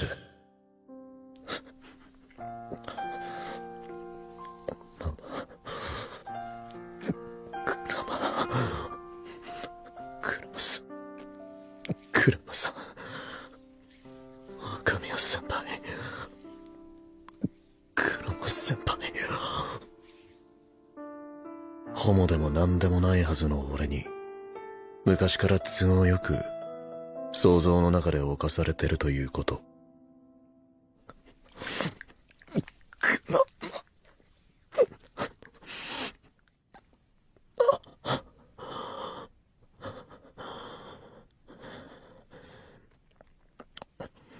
くそ。男で抜いてたらホモになるのか。けど実際にやりたいとはみじんも思わないし、女と付き合うみたいに仲睦まじく楽しく茶番もう全く想像できないしな。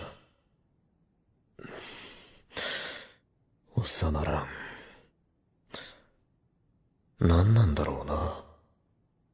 オナネタのストライクゾーンが広すぎるだけなのか。いやむしろ狭い。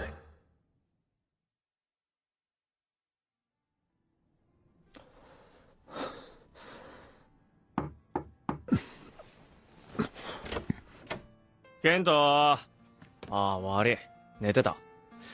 今日もランパやってっけど、お前来ねえわな。さ、この子がさ、お前とどうしてもやりたいって。ちょっとやだ、エモ先輩。違うってば、話したいって言っただけ。ごめんね、霧島くん。私、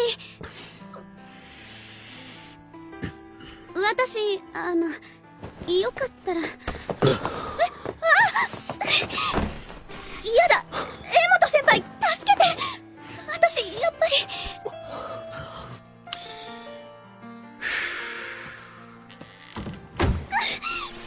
霧島くん、やめて。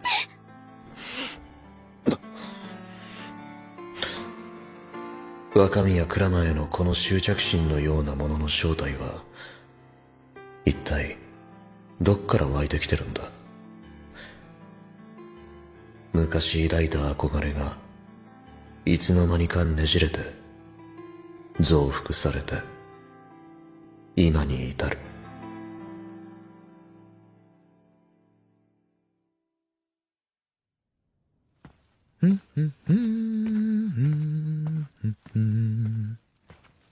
のんけに抱いてもらう方法、のんけとやる10の法則、あるいはまたは私はいかにしてヘテロに抱かれたか。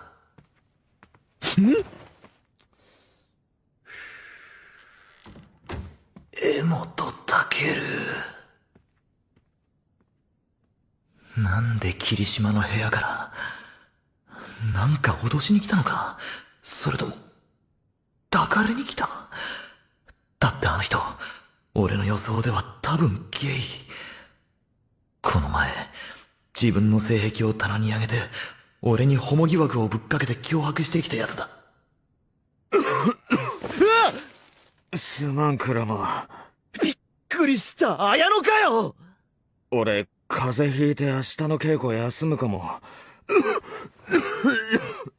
は？稽古休む？明日中にドレーピングしとかねえと間に合わねえんだけど。すまん。しょうがないな。今測るからこっち来い。無理、寝る。すまん。羽織系なんだから適当に体型合うやつでやって頼む。他人で採寸できっか。お前みたいなでかいやつそうそういねえよ。いた。ドレーピング？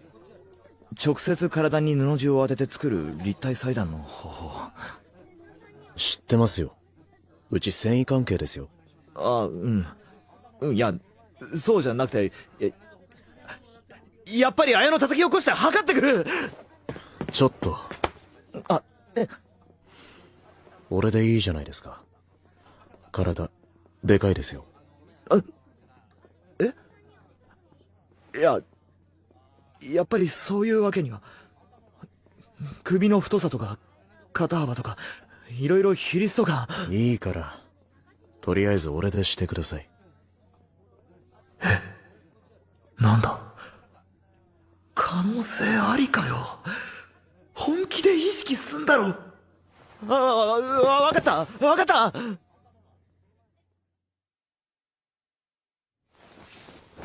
表題、クローゼットゲイの俺が、のんけと寝るには。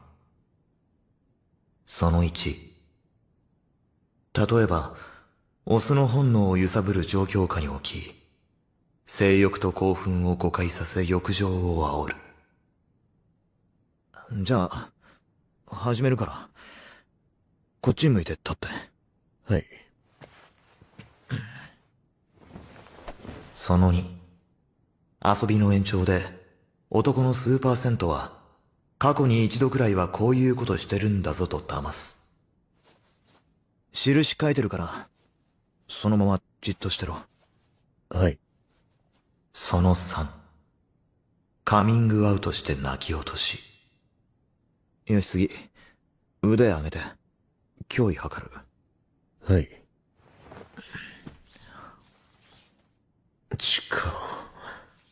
髪が当たる。その4。ダイレクトに追い詰めて、女よりいいぞと奮い立たせる。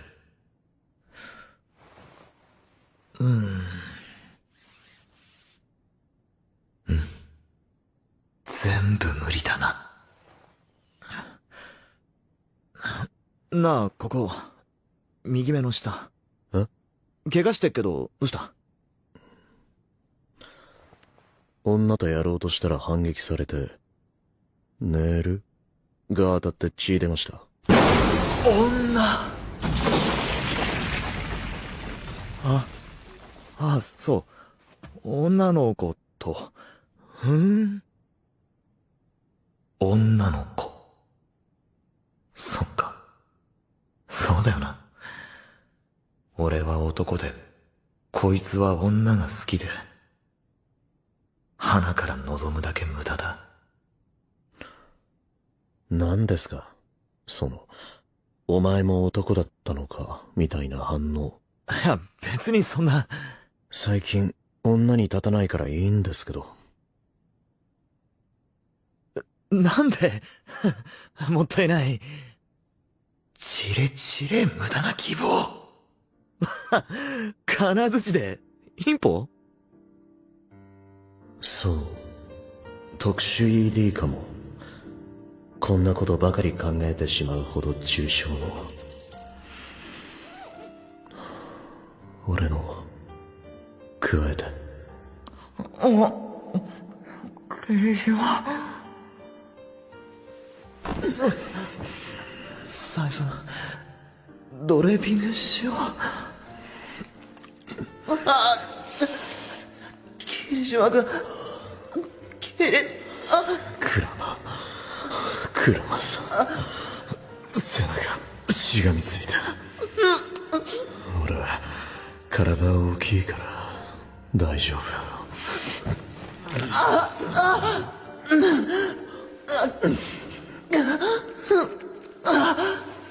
俺の背中に、クラマさんの爪が食い込んでる。霧島。同じ傷でも、こういう傷だったら、すごい立つし、よかったんですけどね。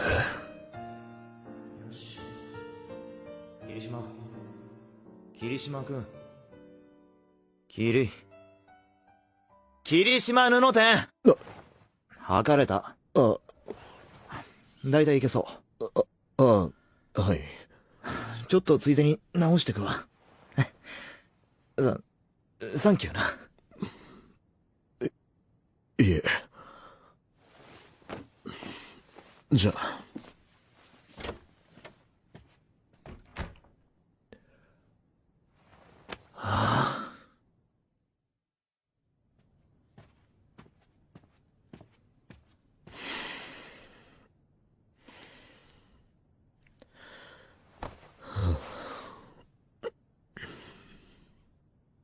この間の海での一件から妄想が悪化して加速してる。ちょっとまともに会話した途端これだ。この服、自分で作ったシャツだから、濡らしたくなかったんだよ。知ってます。それ、俺が初めてテキスタイルやったやつで、先輩が一番最初に買ってくれた人だから。覚えてたんだ。覚えてますよ。そのおかげで、俺は。すいません。はい。君、店員だよな。この生地、メーターいくら？この柄の値段書いてないけど、売り物じゃねえのかな？売ってないこともないですけど。めっちゃ可愛いね。これ欲しい。どこのメーカー？うちのオリジナル。俺が初めてテキスタイル作ったやつですが。マジで？君中学生だよな。すごいな。こんなんもうデザインできんだ。俺こういうのすげえ好き。俺さ、服作ってんだわ。うちの学校の演劇部の舞台衣装。これで衣装作っから、できたら見に来いよ。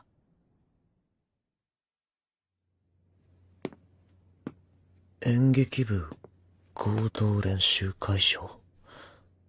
ここだ。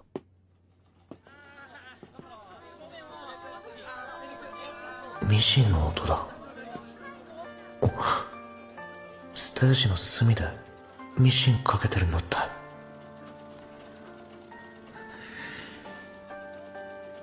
あの人だ。なんで上半身裸なんだろう。よし、できた。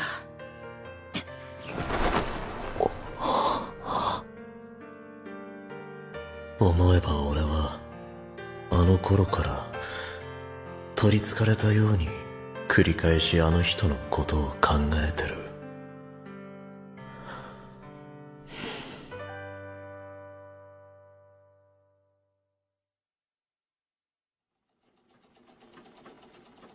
霧島となんてやっぱり無謀な望みだった。さっきの絶対惹かれた。ベタベタしすぎだろ俺。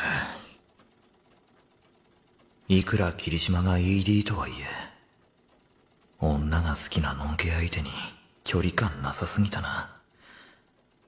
いやでもドレーピングだしな。それにしてもあからさまに抱きつくみたいに触ってしまったかもしれん。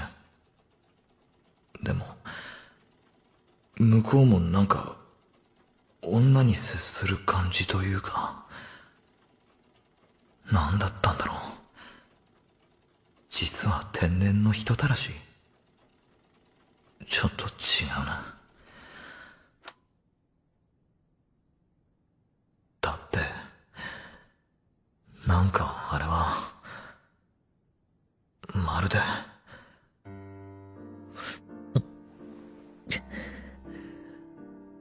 ダメだ。期待してしまう。でもやっぱりのんけは無謀だ。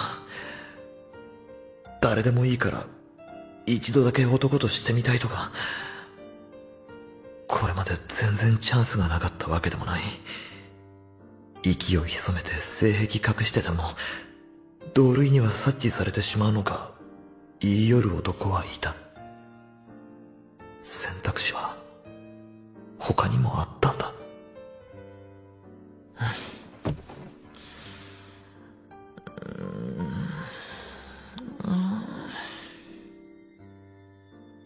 とりあえずしたいだけだったのにな。なんでわざわざ茨の道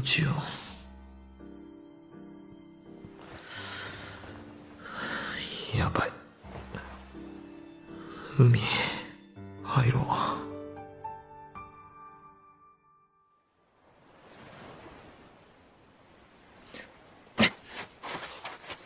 心を清めよう。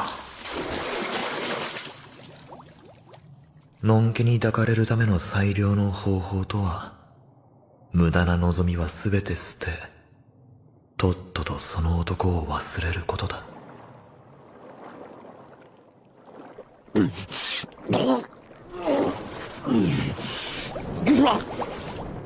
なんだ、後ろから羽交い締めに。またですか。キリ、またてめえかよ。なんでそんなに死にてんだ。危ないから海入るなって言ってんでしょうが。死にてえわけじゃねえ。お前が来るから危なくなんだろ。とにかく上がりますよ。先輩、泳いでください。しがみつくな、体し。水吸って服が重い。あ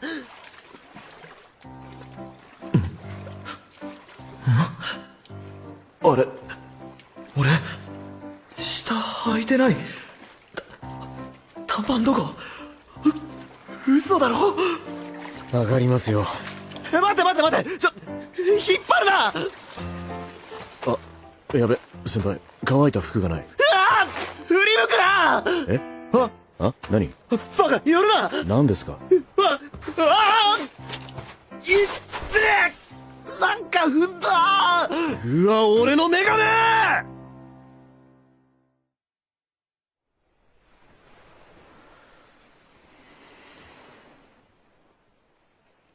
シャツ、ありがとう。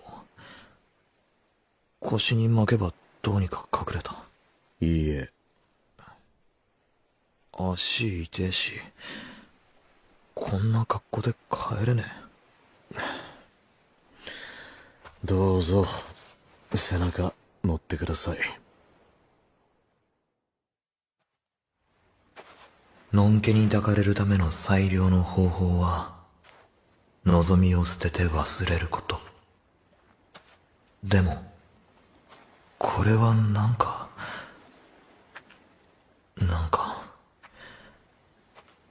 下の根も乾かぬうちに、期待してしまう。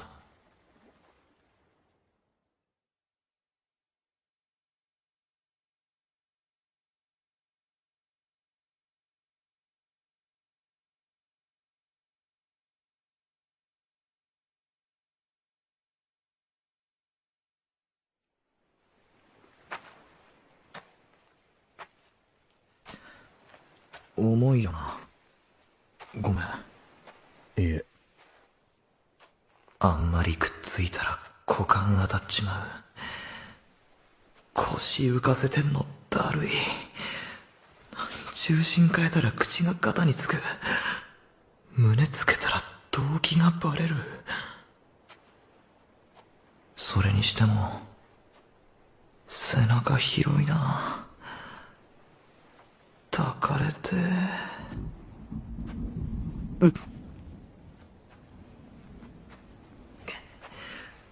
足も痛え、胸も痛え。冷たい。急に雨降ってきた。もうすぐ着きます。あそこ。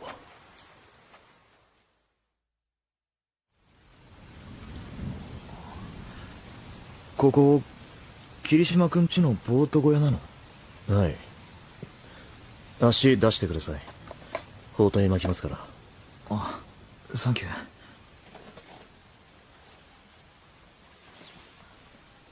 ホテルまで戻んなくてよかったな。雨きつくなってる。そうっすね。さっきまで夕日出てたのにな。すね。ゲリラ豪雨かな、霧島くん。雷近づいてきてね。すね。聞いてる？霧島くん。はい。すいません。聞いてませんでした。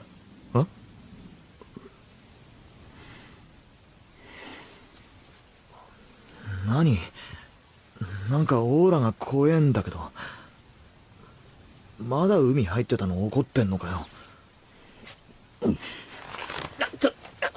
包帯巻きすぎだって。もういい、離せ。もうなんだよ。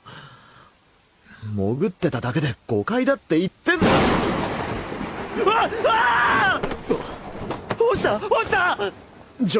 先輩、そんなに暴れると。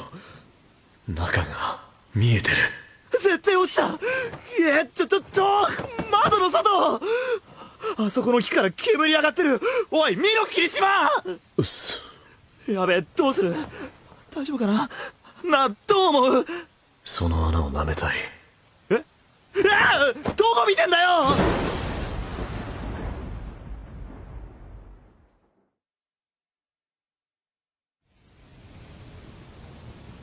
っていうかここ救急セットにシャワーもあって、なんで着替えの一つも置いてねえんだよ。すいませんね。今の雷がでかすぎてもう全然怖くねえわ。雷怖かったんですか。かわいいですね。木大丈夫かな。雷落ちたやつ。誰か外にいたら。誰もいませんよ。俺と先輩以外誰もここにはいません。二人っきりです。まただ。ドレーピングの時と同じ。霧島と二人きりになると変な空気になる。もしかしてのんけを落とすのは意外と簡単なのか。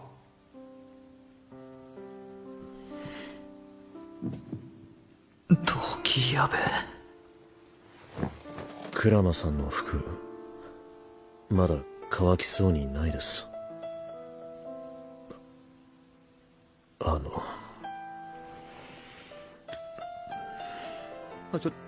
なんだ突然触るな。いや、寒くないですか。大丈夫、真夏だし。そうっすね。顔近い。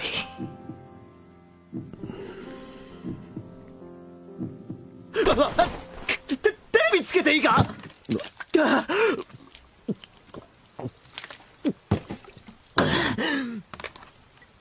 婚法などクソくらいだ。しかし若宮議員、世界においても近年ベルリンの市長やパリ市長などはじめ続々とそういったそれについては。やかましい。日本は日本だ。また揉めてる。先輩の。そう、父親。なんでこんなにこだわるんだか。いい加減暴言吐いて暴れんのやめてほしいよ、まったく。同性婚のやつ。そう、何かにつけてすぐ怒るし。それにもし俺たちがそうなったらどうなるんですかね。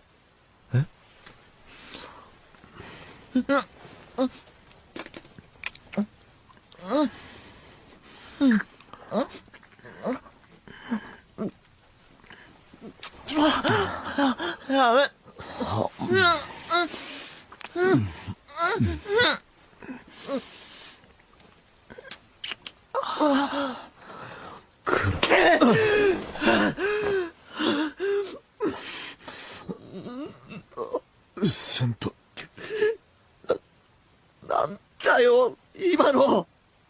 すみません。ホモなのお前。違います。多分ついですることじゃねえだろ。今までろくに喋ったこともねえのに。今話してるでしょ。どこ行くんすか。帰る。土砂降りですよ。服もないし。こんなとこ連れ込まれて試すようなことされるよりマシだ。試すって何ですか。うるせえ。のんけのくせになんでだよ。なんで全部すっ飛ばして可能性見せてくんだよ。わけわかんねえ。だって今そういう雰囲気だったじゃないですか。せっバカ。男同士で雰囲気もクソもあるかよ。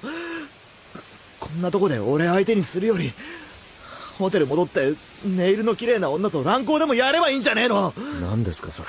これ以上ここにいたら口以外もされそうで怖えんだよ。千載一遇のチャンスが降ってきて、いざこうなったら怖くて警戒心しか生まれない。してもいいんですか？え？俺の触って。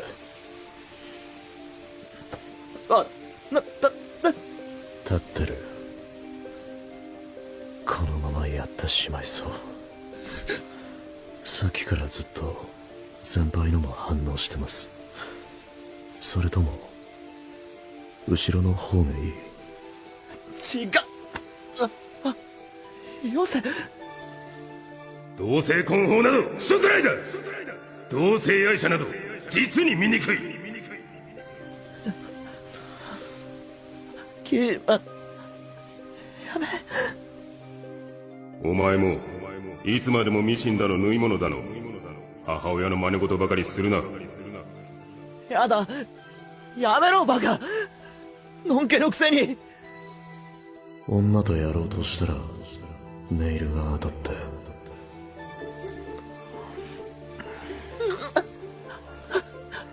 霧島、ダメだ。やめてくれ。先輩。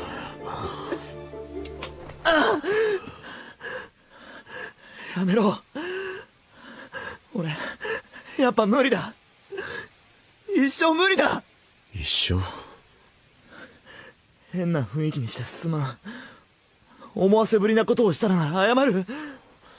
いや、俺が勝手に。先輩は何もしてないでしょ。つか、一生ってどういう意味？もしかしてやっぱりこの人は。普通になんなきゃいけねえんなら、お前の言う通り海の藻くずになってやる。先輩。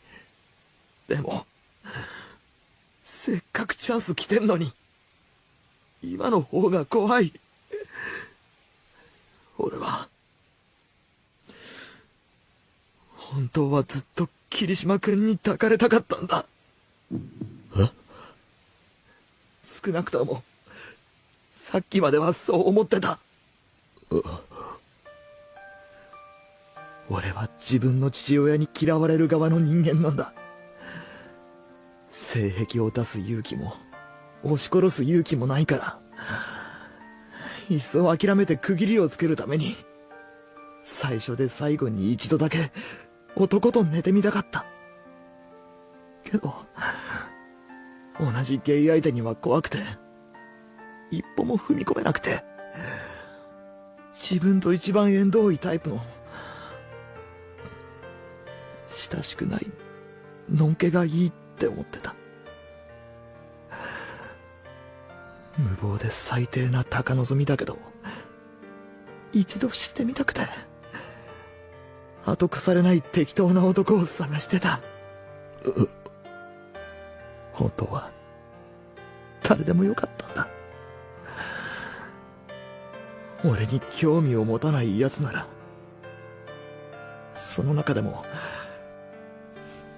霧島君がちょうどよかった。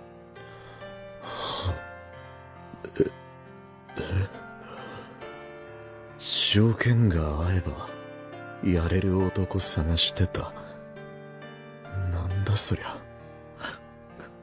ごめん。本当は誰でもいい。でも今は俺がいいってことか。それなら。違う。今は霧島君だから嫌だ。だってもしそれ以上の感情を持ってしまったら一度や二度じゃ済まなくなる。まさか本当にこんなことになると思わなかったし、なんか変な話してしまってごめん。気にしないでくれ。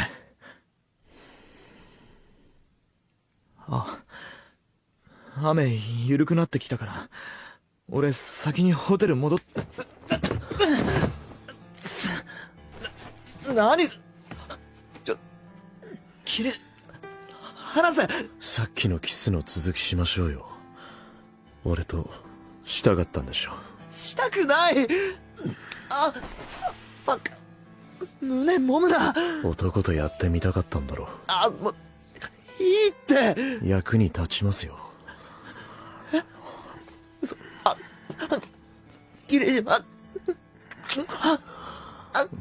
先輩、乳首、もう立ってる。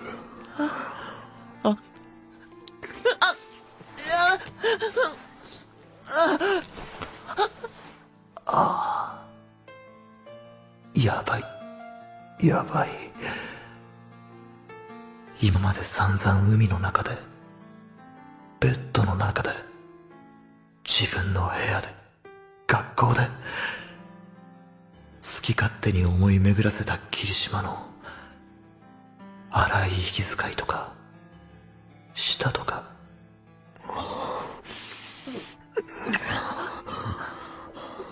俺も男相手なんてやったことないんで優しくできないかもしれないけど、その方が燃えるんじゃないですか。長くて太い指とか。ここすごいぬるぬるですよ。嘘。マジで指。やめ。何を。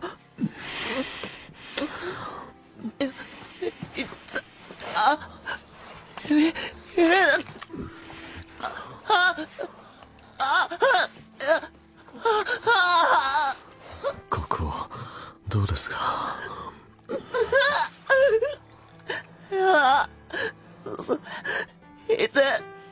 痛いよ。尻いじったことないんですか。割と簡単に指3本入ったけど。死ね。しょうがないな。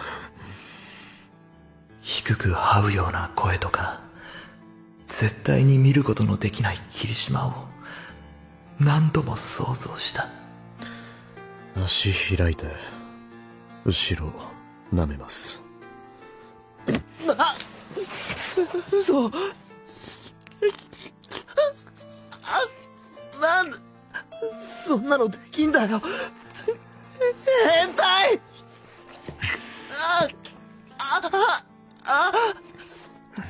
気持ちいいでしょ。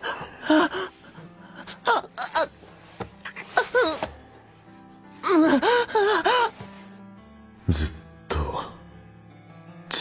とここに入れることばっか考えてた。海荒れてますね。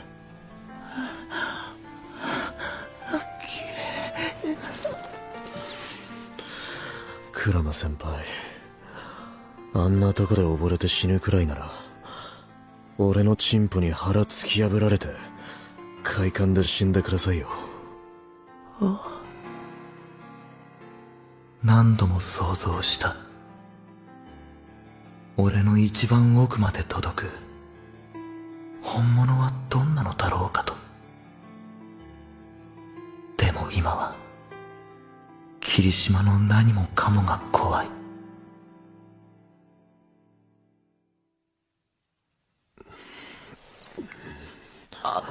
待って、声って。クリーム塗ったから大丈夫ですよ。待ってくれ。もういい。怖えよ。無理。怖い。好きでもない人間と適当にやろうとしたくせに何言ってんだ。男とやりたかったんでしょ。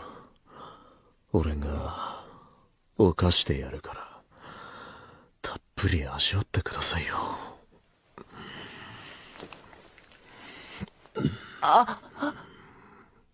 やばい。入れられる。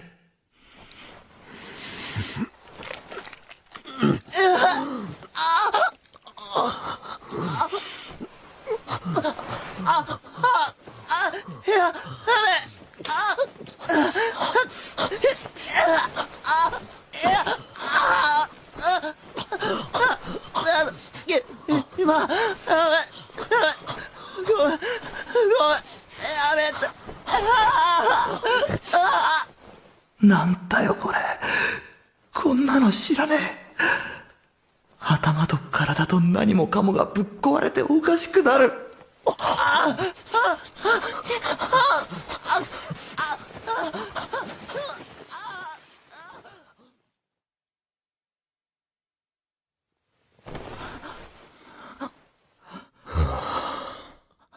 やってしまった。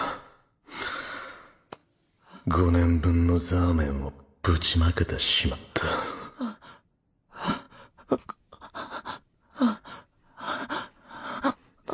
先輩。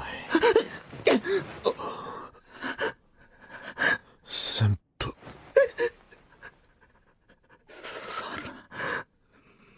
もういいだろ。またから霧島に出されたのが伝って気持ち悪い。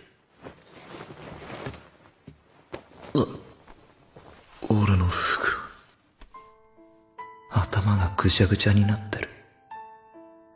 何回も生かされて快感も痛感もおかしくなって、どことどこが痛いのかもよくわからない。霧島に与えられたものは恐怖だ。そんなシャツ一枚にタオル巻いただけの格好でどこ行くんですか。ここにいてください。初めてのセックスは今まで散々思い描いてきた理想とは程遠いものだった。けど今本当に怖いのは、それでもういいからとこれ以上の感情を持ってしまってさらに求めてしまうことだ。鞍馬先輩、俺と付き合ってください。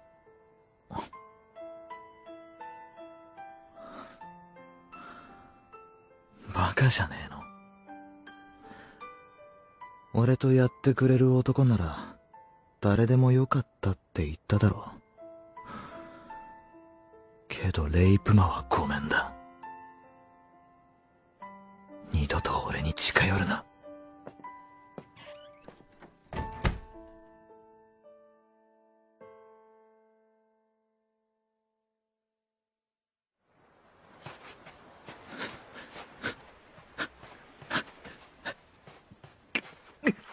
痛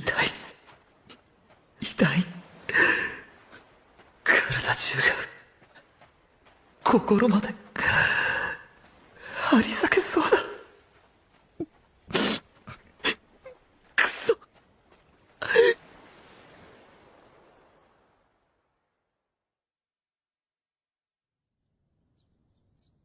呆然としたまま気づいたらボート小屋で朝を迎えてしまった。あれ、霧島？なんだその格好。上裸じゃん。昨日からどこ消えてたんだよ。綾野さん。何お前、目真っ赤だぞ。一晩中泣いてたみたいな顔して。一晩中泣いてたんです。あ？何でもありません。若宮先輩は？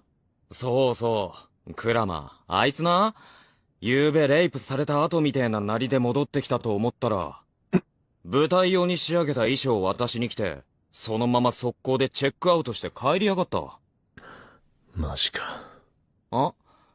まあ、演劇部員じゃねえし、いいんだけどよ。なんかあったんかね。なあ、そういえばお前、江本健と仲良かったっけ？江本？ケント、この女がどうしてもお前とやりたいって。いや、顔見知り程度ですけど。なんで？だよな。クラマと江本も仲良かった記憶ねえんだけど。なんでそいつの名前が出てくるんですか？クラマな、江本と一緒に帰ったんだよ。夜、廊下で無理やり引っ張られてたから声かけたんだけど、なんでもねえこっちの話って、江本笑ってたから、そん時はまあいいかって感じになったんだけど、やっぱまずかったかな。江本って、なんかやべえよな。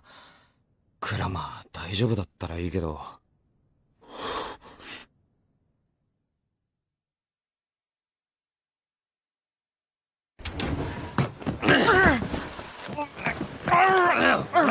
暴れんな。ここで殺すぞ。ナイスやんぺー、死ねくそだ。うるせえ。しばらくおとなしくしてろ。尻から霧島のザーメンが漏れんぞ。ゲイバッシングでホモの天敵の大物県議会議員の息子が、大雨のボート小屋で夜通し男と抜かずのセックスしてたなんて知れたら、どうする？一大事だぜ。なんであんたが知って、つけてたのか。雷で死ぬかと思ったぜ。クソ変態ストーカー野郎。通りがかっただけだよ。江本は、以前俺を呼び出して、お前はゲイだろと詰め寄り脅してきた。あの時は目的がわからなかったけど、やっぱりろくでもねえ男には違いなかったし、万が一こいつが俺と同じゲイだとしても、こんな奴を最初で最後のセックス相手に選ばなかったのは、本当に正解だった。しかしよ、何が俺はゲイじゃねえだ。ちゃっかり男食ってんじゃねえか。しかものんけ食いってタチ悪い。今となっては、厳選した男も大失敗だったわけだけど。いや、もうそもそも男自体が、ああいう行為自体が。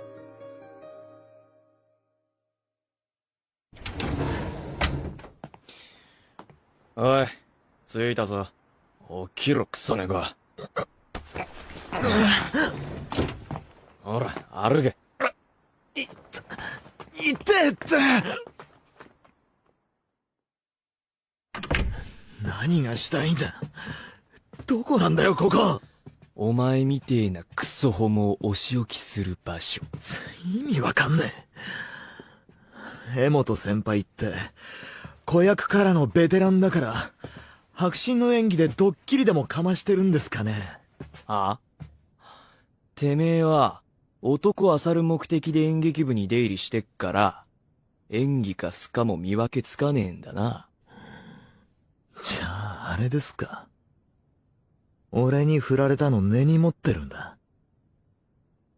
あんたこそゲイだろ。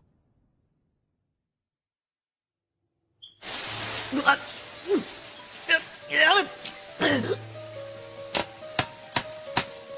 何の音だ。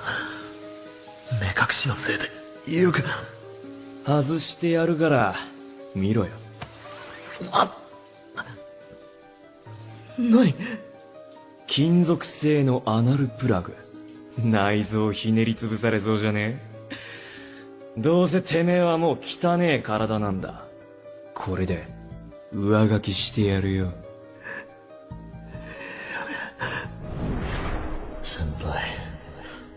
先輩、クラマ先輩。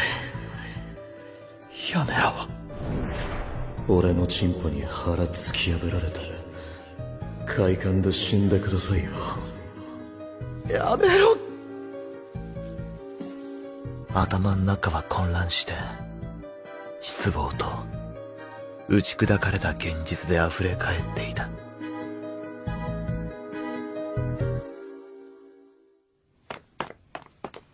廊下は走らないでください。失礼。さあせん。クラマ君。佐伯さん。クラマ。龍太、お前まで。気づいたら病院で、父の秘書と5歳の連れ子が来ていた。あれクラマ君、骨折に頭部打撲に全治2ヶ月の重傷と聞いたんだけど、立てるの？それは、相手です。え？すいません。いざこざを起こしてしまって。どちらも父とは正反対のタイプで、俺の味方をしてくれる。いわば天使と。というか、親父は来るわけないか。とんでもないことをしてくれたな、クラマ。悪魔だ。おじさん。先生。父さん。今、相手の男を見てきたが、過剰防衛だな。お前が仕掛けたのか？違う。男らしくしろとは言い続けてきたが、傷害事件を起こすとは言ってない。ごめんなさい。まあ、お前が無事でよかった。父さん。ところで、相手の男の病室に入るや否や、ホモ息子とホモホビア議員と吐き捨てられてな。これはどういうことだ？口にするのも不快だが、あの男はお前の恋人か？他にも、同性愛関連のおぞましい単語を並び立ててたぞ。違うなら、納得のいく理由があるんだろうな。もう言ってしまおうか。願望は粉々に砕け散って嫌悪だけが残った。ごまかすことに疲れた。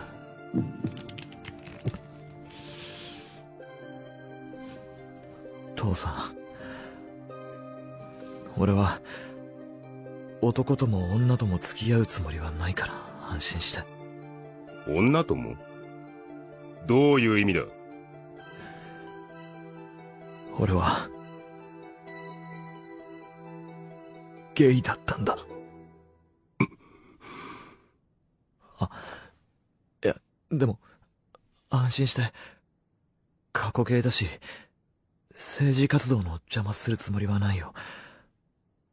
もう悩みすぎて、性的指向についてこれ以上考えられないんだ。今まで苦しかった。多分、うすうす気づいてたんじゃないかなって思うんだけど、自分の口から言いたかった。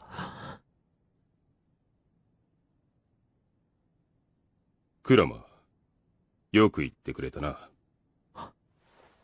父さん。一度腐ったものは元には戻らん。え？私は知りたくもなかったし、お前の口から聞きたくもなかった。退院したら、今後の身辺が落ち着くまで、竜太の家にいろ。え？出てけってこと？傷害事件を起こしたんだ。当面は地元に帰ってくるな。身を隠せ。男と寝るような息子を感動せんだけでも、感謝するんだな。廊下は走らないでください。行くぞ、佐伯。時間が押した。はい先生。龍太君、あとは？へえ、任せて。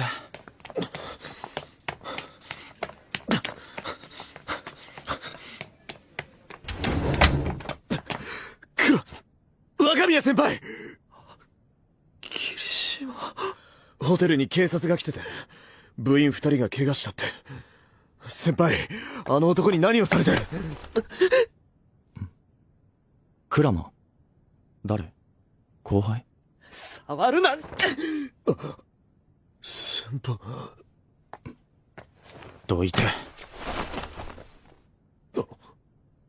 近寄んじゃねえ。行こう、クラマ。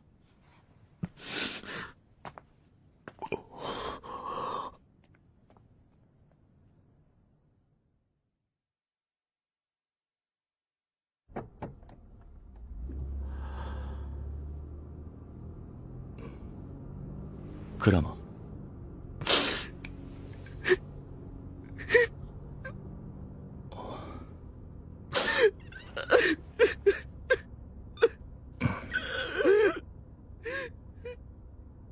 しかし、まさかのカミングアウトだったな。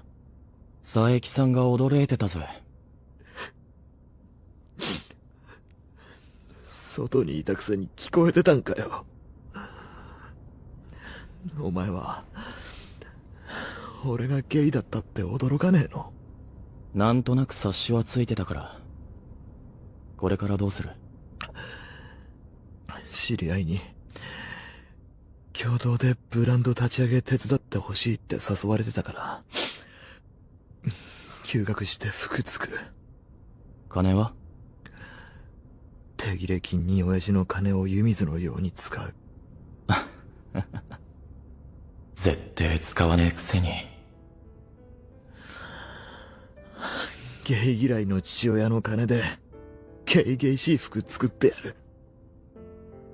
布とか、新しい仕入れ先探さねえとな。黒野先輩。ところで、さっき病室に飛び込んできた男は、彼しかなんかか？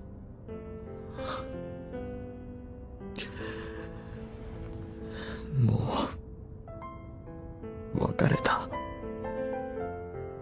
俺はどうあがいても役者にはなれねえわ。全部顔に、態度にまんま出ちまうもん。だからできるだけ遠くに、遠くに。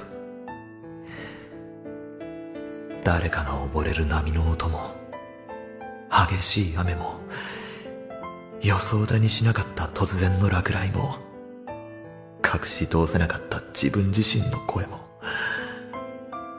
全部雑踏にかき消えて、何も聞こえなくなるところまで。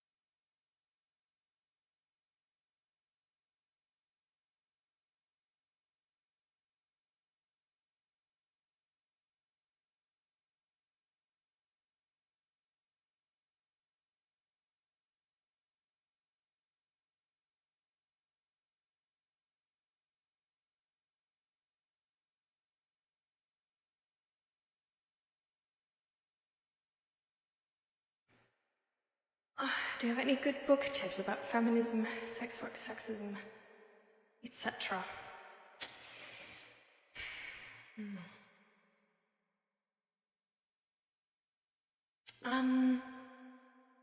There's this one Instagram page, which I repost quite a lot, which is about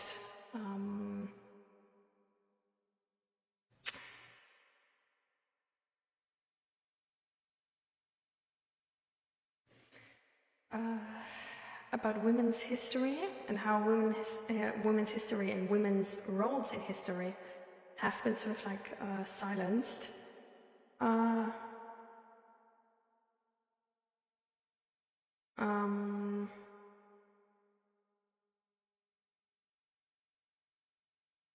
And that person has also written a book about this, and where like all of this is apparently in the book. I don't know how good the book is. I don't know how much the book is about. Yeah, I don't know. I don't know how much, like, if it's only these like single case type situation, or if it's really, you know. But the situation I'm having right now is that I don't find that account. So that's really helpful. Well, wait, maybe I can just...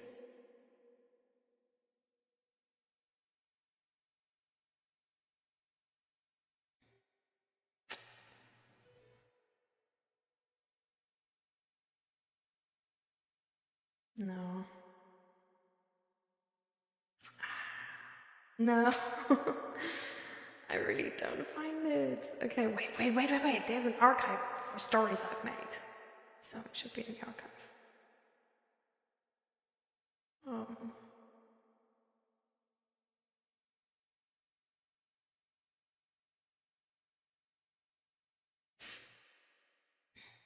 Aha, yeah.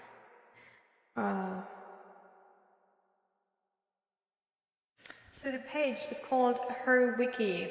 Oh, I don't follow them. Now I do.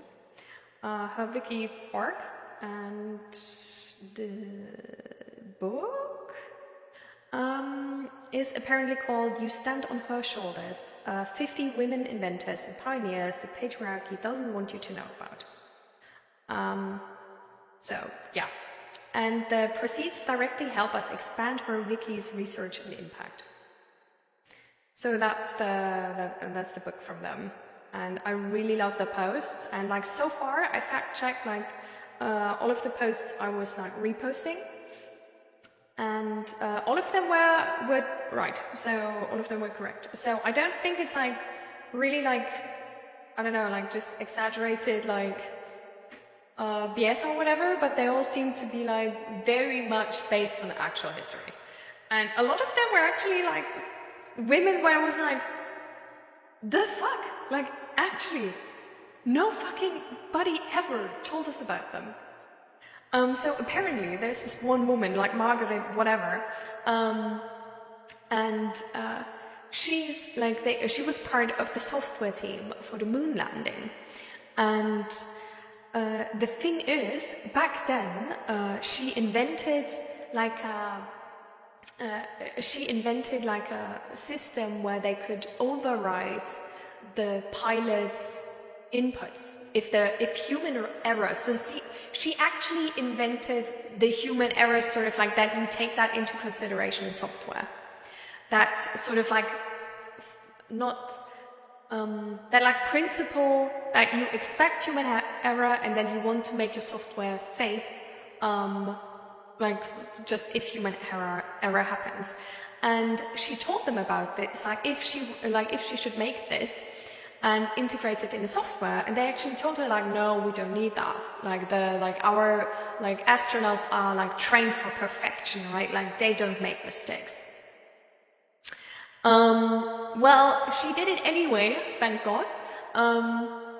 And they actually had a situation when the moon landing was happening where the astronaut was trying to like input something and it made the computer nearly like basically like crash because it was like overwhelming the systems. And they were able to, because of her software, they were from the ground able to abort that input of the astronauts and were like, no, focus on landing instead of like doing whatever this guy is trying to do to keep the systems alive, right? So if this wouldn't, like if that system of hers wouldn't have been in place, the moon landing wouldn't have been successful. That person would have been without computers in like close to the moon. Yeah. And she apparently within NASA, she got super famous, and they put like a post and a stand from like her picture with like all of the, like she was like tinier actually than the stack of paper which represented that code. And this picture got sort of like famous, and like everybody, like her like error code and whatever got famous. But only within NASA. Outside of NASA, nobody really knew.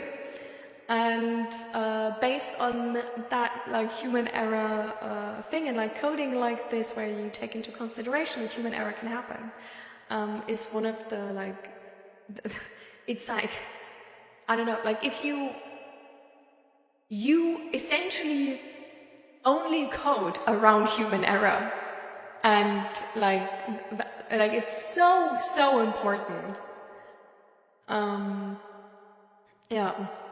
So without her, the whole thing would have gone sideways, for sure. because yeah, the astronaut would have killed the PCs, and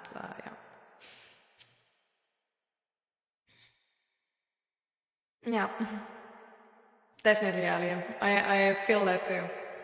But yeah, so I checked like 2 or 3 posts. I'm not that much on social media, so so I don't know anything about that book. But these were like some posts where I felt like, damn, I actually really like this. So yeah, but I personally just never heard about her. So, and there's also actually the fact that with like Marie Curie and that like all of the context of her success, that she was nearly like cut out of the Nobel Prize for her own work, because they didn't want to put her name on there, and not by like the people who she was cooperating with, but by the Nobel Prize committee. They actually were like, okay, like you all sent this in with like 3 names.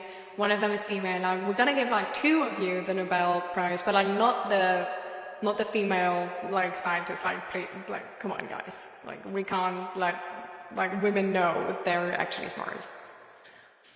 And her husband actually had to leverage against that and speak up for her, but spoke up for her, and that's how she got the Nobel Prize as well. And because of her husband, she also got like or actually, it's not because of her husband, but because her husband didn't take part in pushing, like oppressing her, but actually behaved like an equal to her and used his power to advocate for her and not make her be like as easily oppressed by others. Because she was actually then able to take on his position as like a teacher at the university, and was the first female professor there ever. And I think that definitely also had to do that he wasn't having this whole like oppressing women shit.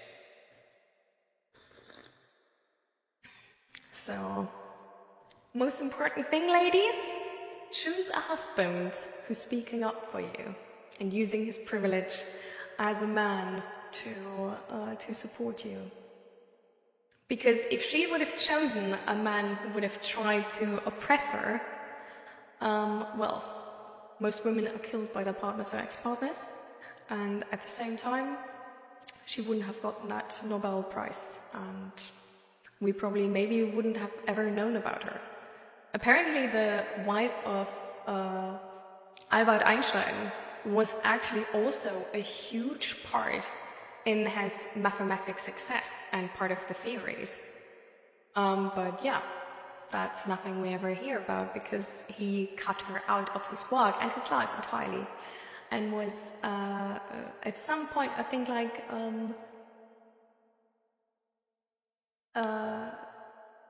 what was it? Sleeping with her sister? Like cheating on her with her sister or something? Not entirely sure, but yeah.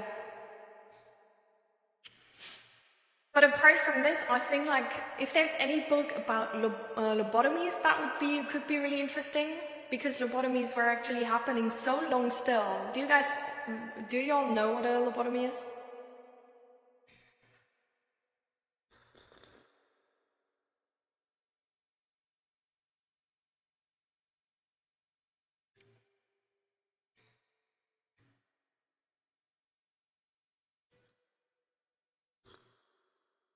You do? I'm really sorry because, oh my god, lobotomies. The type horror stories are made of. Literally. I didn't know about them, and only a couple months ago, like, learned about them. Jesus freaking Christ. Oh my god, like, seriously. Women were living in a horror story.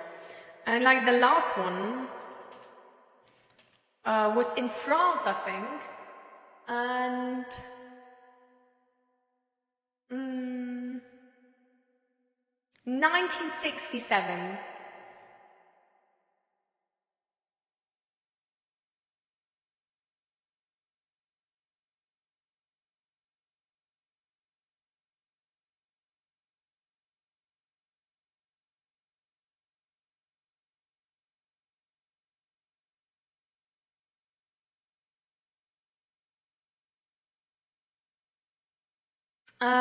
And the woman I'm not gonna say, he experimented on, died also. And with that, he was thankfully banned. I think that I remember that date as sort of banning lobotomies, but I'm not entirely sure. But I definitely know that he was one of the most common people to most famous people for them.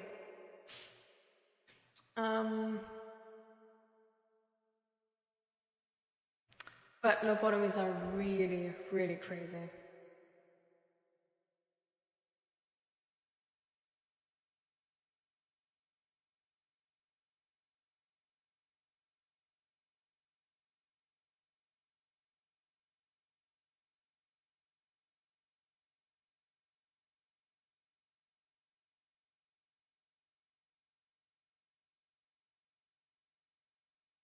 Oh my god. One of his co-workers actually, shortly after they started this whole lobotomy thing, one of his co-workers was shot by a patient multiple times. He sadly, I don't want to say sadly, but he survived and was left partly paralyzed. And then this guy experiments with new ways of doing this.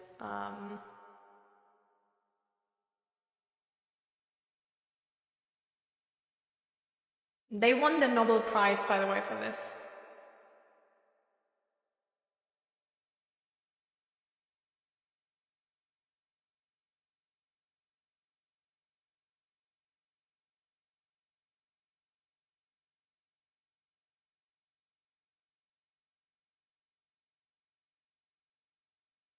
Oh my god, I don't even want to, no.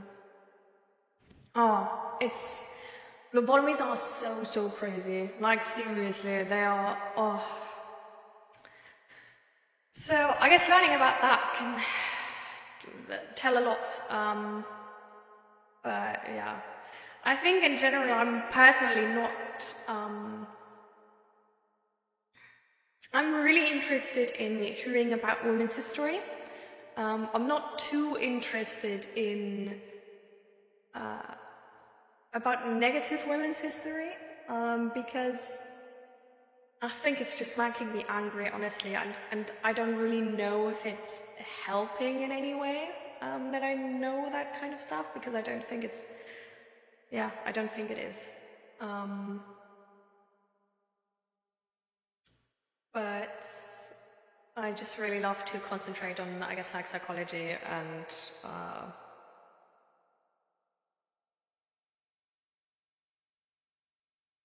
I don't know. I think sexism is also a lot of the time sexism is really used as a tool,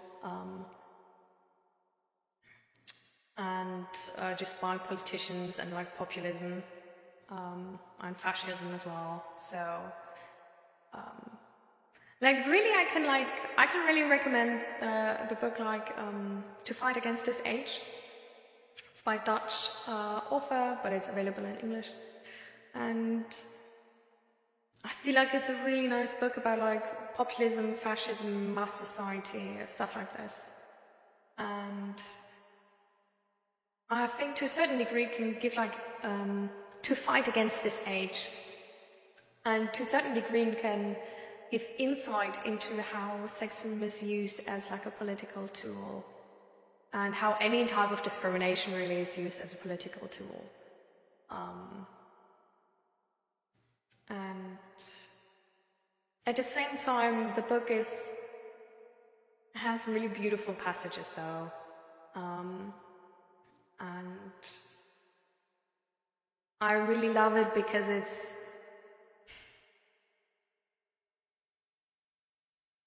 because it advocates for people regaining their belief in morale and sort of advocating for a society where we stand up for what we believe is right and stand up against what we believe is wrong. And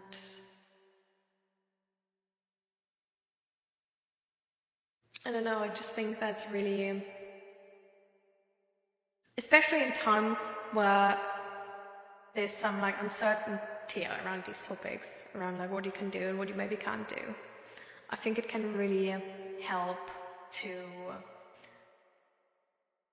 I don't know, to just read a book by someone who really believes in morale. And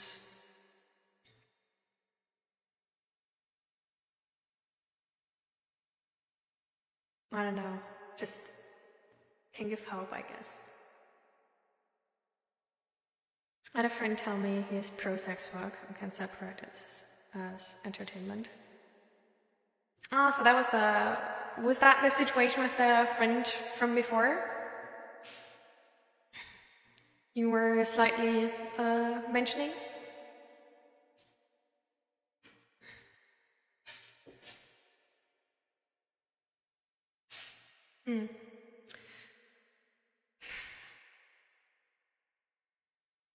I mean, sex work and sex work can be really different, right? Like there's some people who are in that job area and who really, really enjoy it, right? And who just, I don't know, who like really like good sex and who are not in a position where they're being abused or just have like really like shitty working hours and stuff like this, but which are, for example, there's this one lady also on Instagram actually.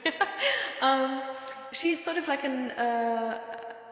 she's an influencer on about like, I guess like pro sex or whatever, I don't know.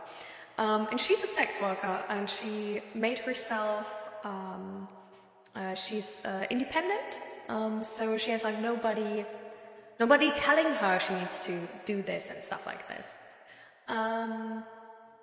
But she really likes doing it, and with her, like with the clients she has, it's really not.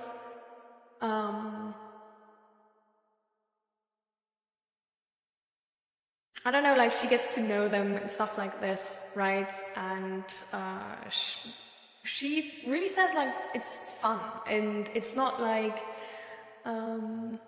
it's not like you literally like by consent, because if she doesn't feel like it and stuff like this, she's canceling the appointments, and she just personally, she's really like really open with sex, and she sees it more as sort of like a fun sport, I guess.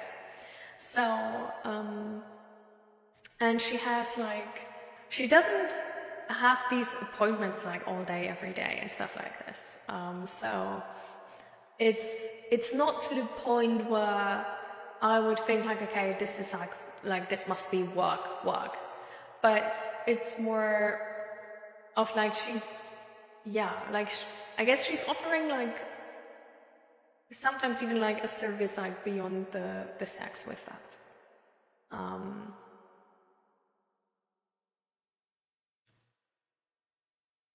And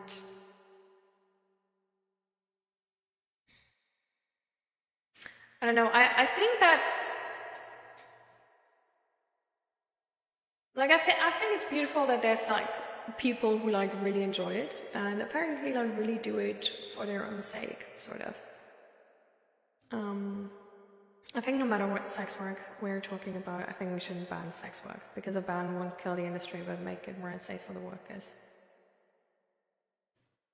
If it's your full-time job and you need money as a 7 to 6 work, then at times you wouldn't feel like it, but having to do it anyways. Yeah, I definitely feel like sex work is an industry where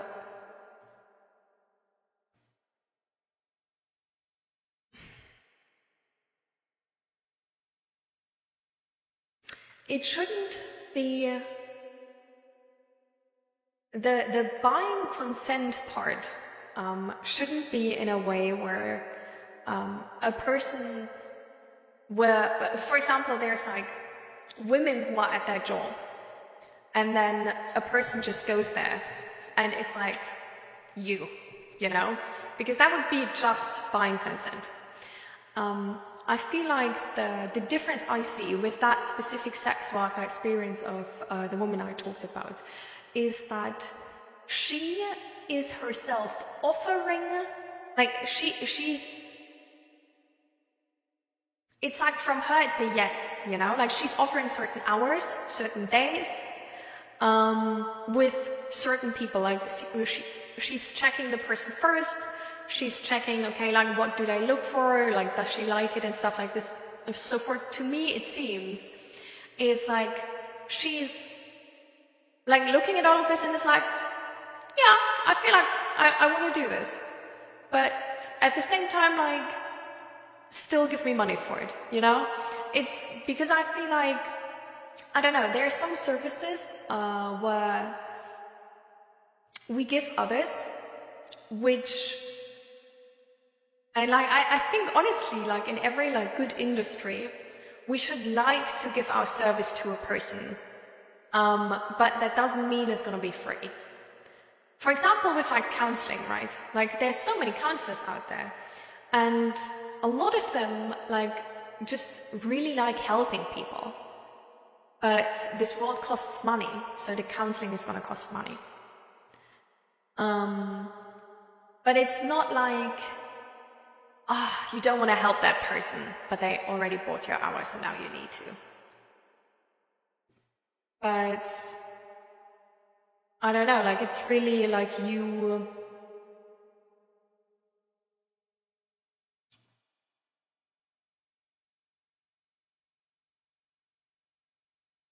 Like, I don't know, I think at any point she should definitely like still be able to say no and be like, sorry, I don't feel it anymore. And like, here's your money back and I'm gonna leave now. Because so like it shouldn't,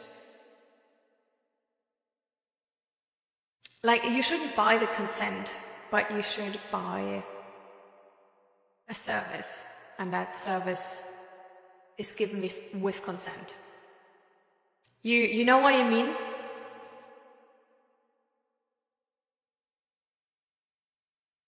Exactly. So I think there's a difference between sex work and sex work.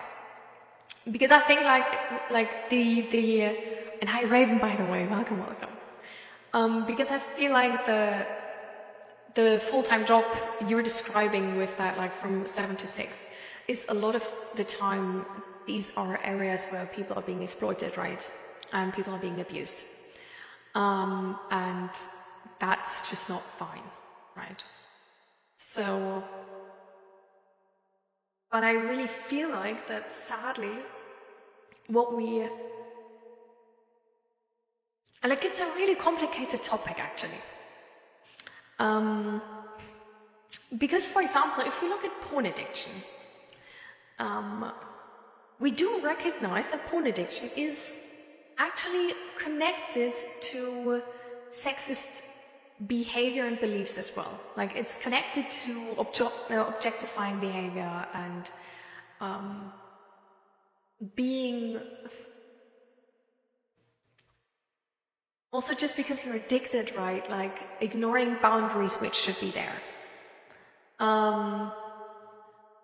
So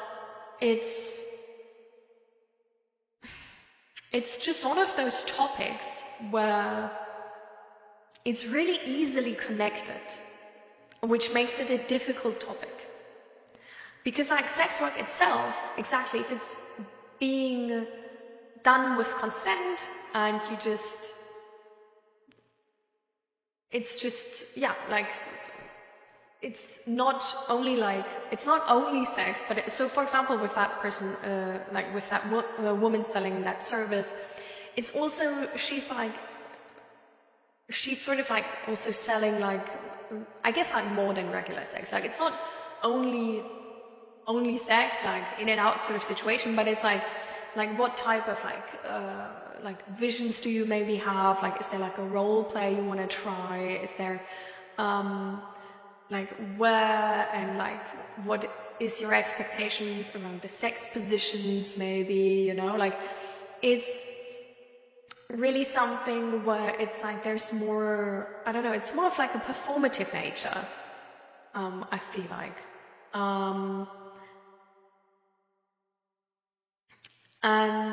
But yeah, it's definitely a topic where, because we live in a sexist world, right? Because we live in a society where misogyny, oppression, and all of that is still very much common. Especially with something like sex work, it's so close to the topic of abuse, and that's really the difficult part about this. So I don't think we should ban it at all, because like Sigiberto said, it's just going to make it more unsafe because it's just going to get illegal. But I think it should be, there should be,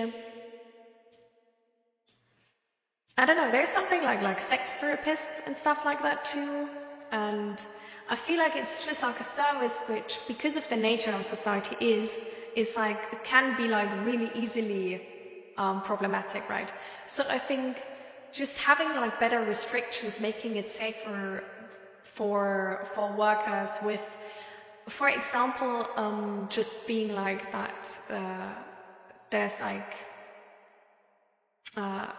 that the businesses who offer this are like being like heavily controlled, and that the workers like taking part in this, like, I don't know, like have to see a therapist like once a month or something, at least, you know, and can always take like more therapy and stuff like this. Just because it's a topic where, like, even if the work environment is fine, right? I think it can still be an issue that people start working there with the wrong perspectives on consent, maybe, and or out of like sort of like problematic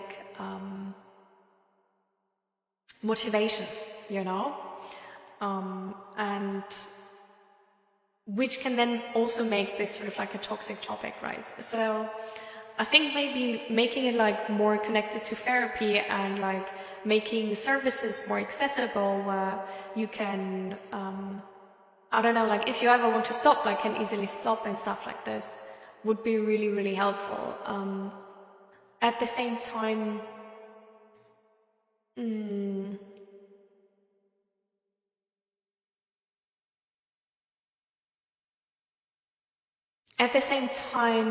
I feel like the people working there, like the women working there, it shouldn't be the motivation, oh, I just need money. The motivation should be, I really enjoy sex, and this seems like a good job.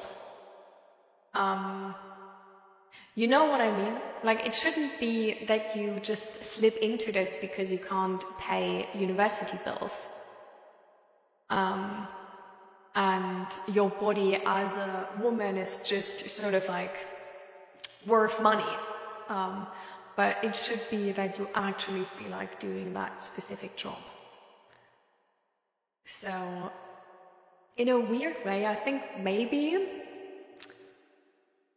you should need like a not a degree, but like education to actually work as a sex worker. Because then the entry barrier is comparably high to other jobs.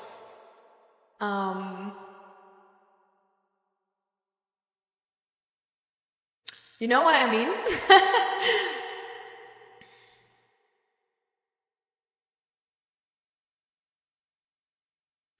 So let me read all of this.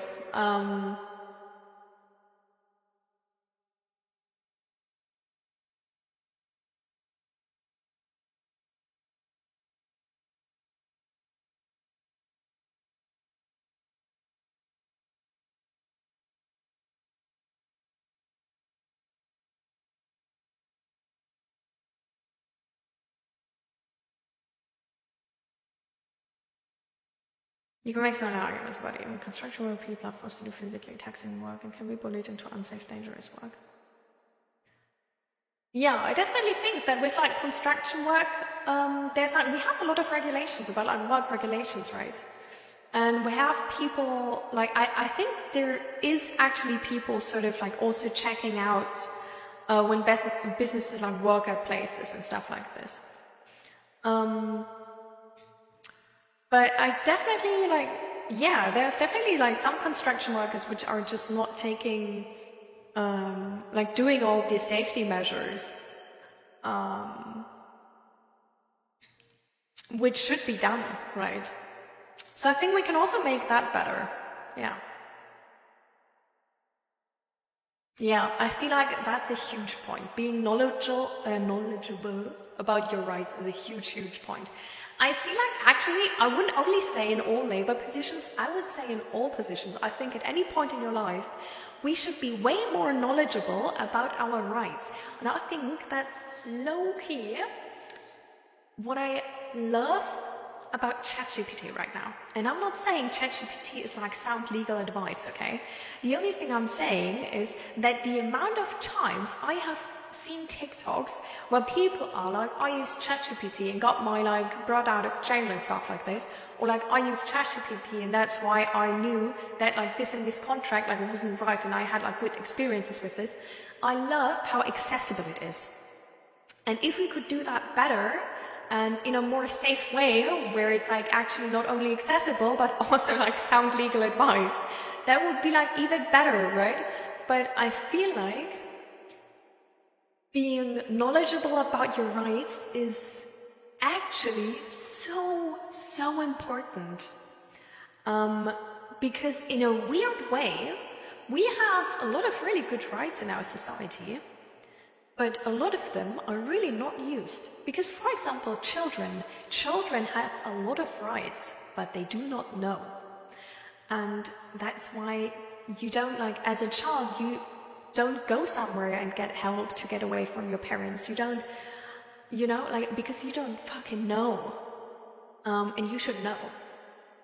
Or, I don't know, like, or for example, like,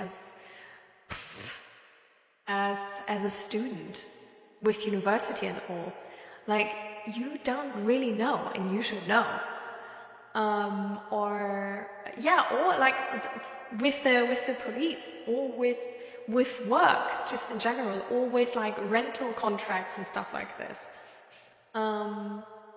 Or with, like, there's so many things where we have laws, but apparently that law only exists if someone is actually like asking for it, which is so weird to me because I feel like we made these laws for a reason, right?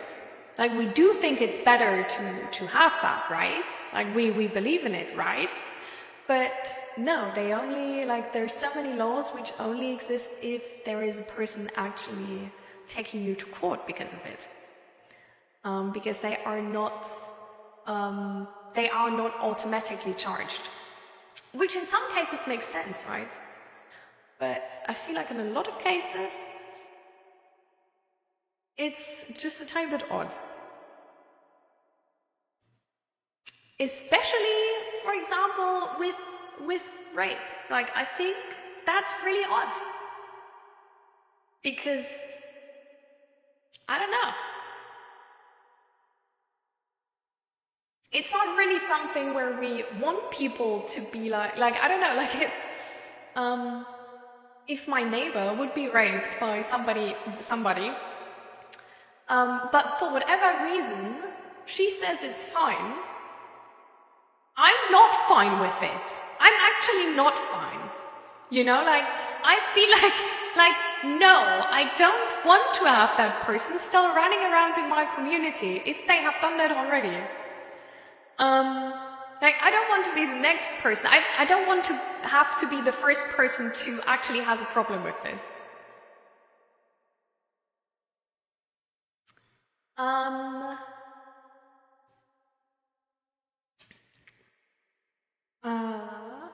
Give me a second.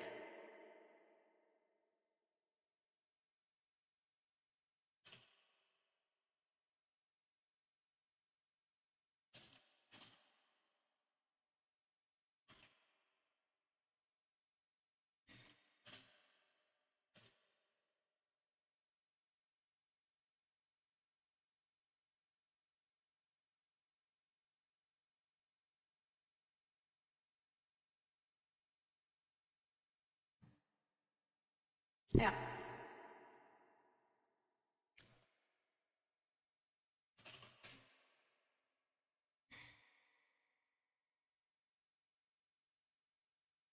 Yeah, the hypothetical victim, yeah.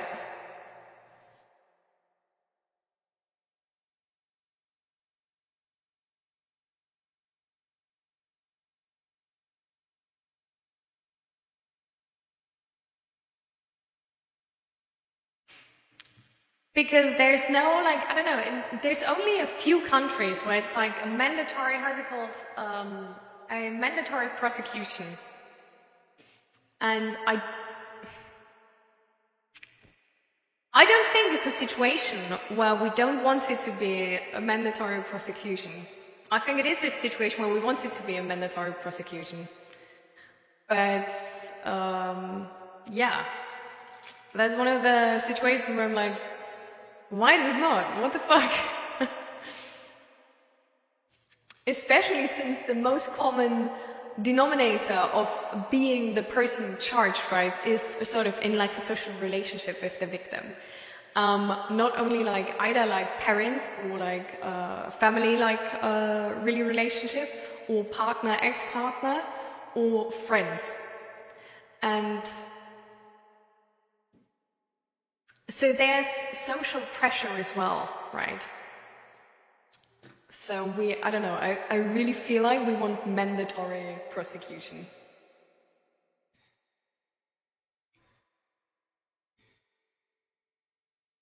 So, you're welcome, Ellie.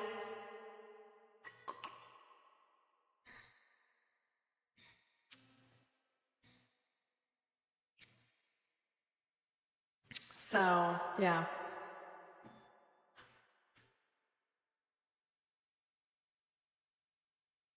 I feel like especially actually with the stigma in society, we want it to be a mandatory prosecution. Because we have victim blaming so much in our society, and I think victim blaming is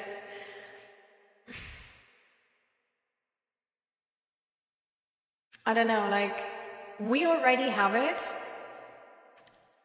with this happening at all, right? So it's like really not far-fetched that, for example, the person then being charged is being blamed on the victim. Like, you ruined his life or whatever. Well, I think if it's a mandatory prosecution, we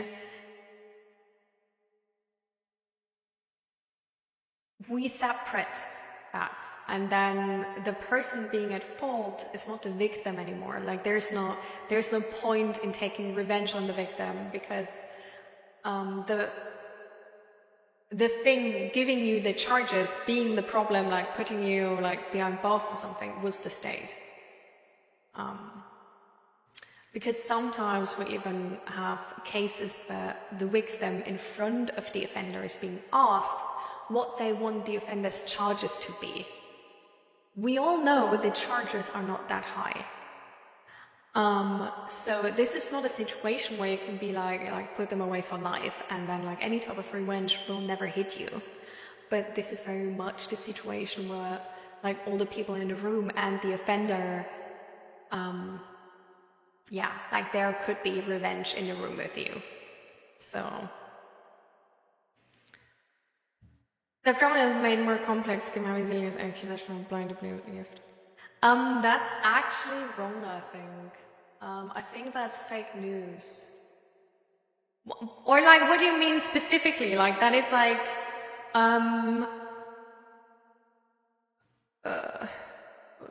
because like the cases of people being charged wrongfully are really, really low. Like, really low.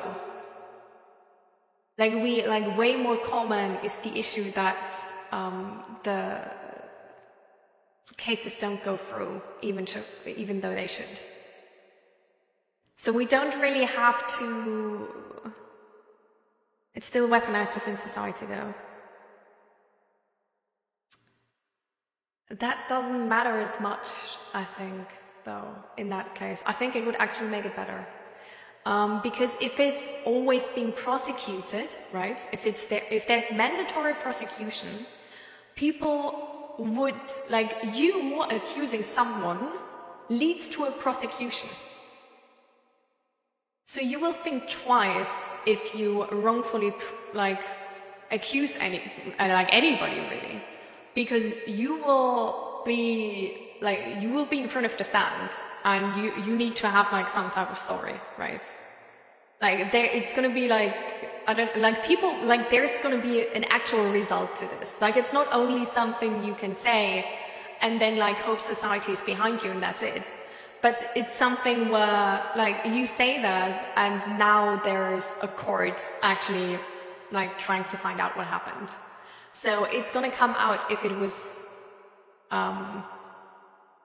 if you accuse someone wrongfully. I mean, it doesn't need to be punishable, right? Because what is the punishment already is if there is sort of like a court situation happening, like somebody has to pay the court, right? And depending on how those things go, I think who pays is being distributed. I'm not entirely sure about mandatory prosecution, but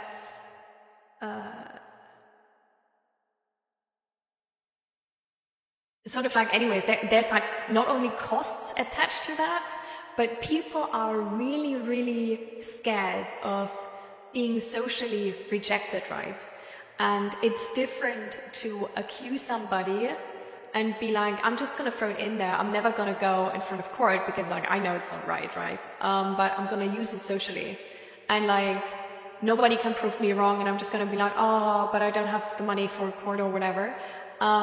Versus you accuse somebody, it goes to prosecution, and then like a month later, it's like you accused him wrong and he has now a written statement that it was a wrong accuse. And I don't know, I think it's gonna really like minimize the problem. It's gonna minimize the problem, and the problem is already minimal. Like that's the other thing. Like it's not only. My only worry in mandatory prosecution is the role the victim plays in this. Are they required to be a part of the proceedings? Courts of law they are, but people can spend whatever they want online for any consequences, yeah. Besides the social ones. Yeah, exactly. But in the courts of law, like there would be consequences now. So wrongfully accusing somebody knowing they didn't do it, you would literally be like, you don't accuse somebody of murdering somebody. We don't fear people accusing people of murder if it didn't happen, right? Like that's not something like, okay, like that happens, I guess, at some points in history, but we don't fear that as a society. Like this would be the same, because people don't do that. Like it costs money and it has like there's no point to it, because you can't play the role or whatever of this, because it's like the court's gonna find out, you know? So there's like, it will just make it easier. And, but I do think that the conversation about SA accusations are blindly believed, and it's like weaponized, and expecting women to make wrong accusations is a thing we need to be really careful with saying. Because I, for one, would definitely not tell a person who believes that on average anything and ask for help from them. I wouldn't feel safe with them. Because what we know is that SA in any form has happened to so many women. Because SA is not only rape, right? And SA is such a common thing in the experience, sadly, in the life of a woman, that we can't push this away with saying, oh, but it's like, with the first thing adding to the topic being, oh, but it's like, usually it's wrong accusations, because that's not the case. It's rarely wrong accusations. And it's really good, actually, that we rather believe victims who aren't victims instead of not believing victims who are victims. I mean, these numbers are so far apart from each other, we nearly can't compare them, because it's like, literally like, you as a man being aid has a higher percentage of you being wrongfully accused. So like, the numbers of wrongful, let me...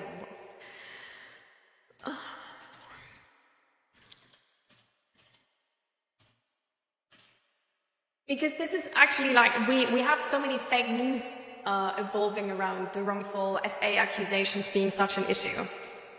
Guess who made them though, like probably.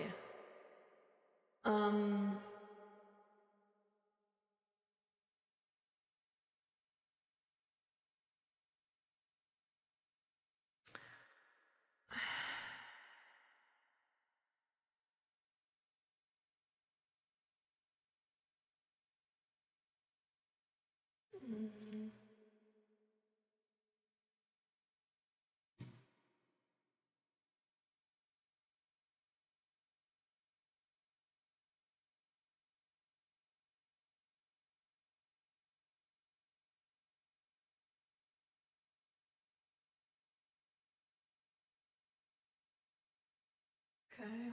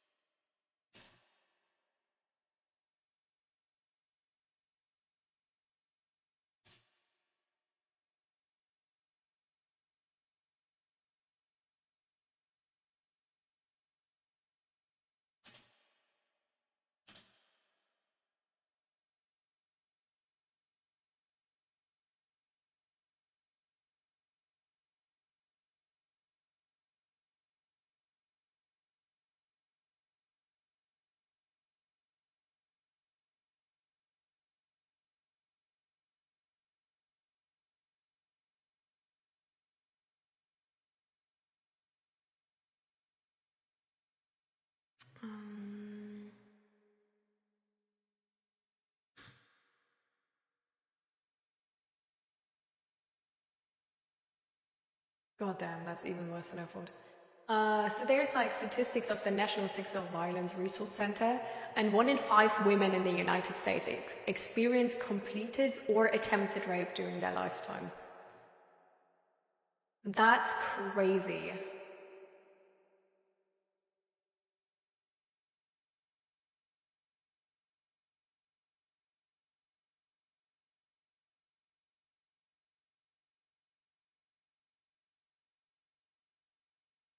Nationwide, 81% of women and 43% of men reported experiencing some form of sexual harassment and or assault in their lifetime.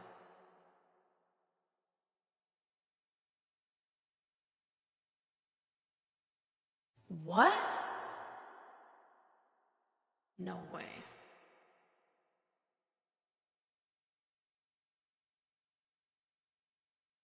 Oh, okay. So of the male victims, 1 in 4 of them is between the ages of 11 and 17.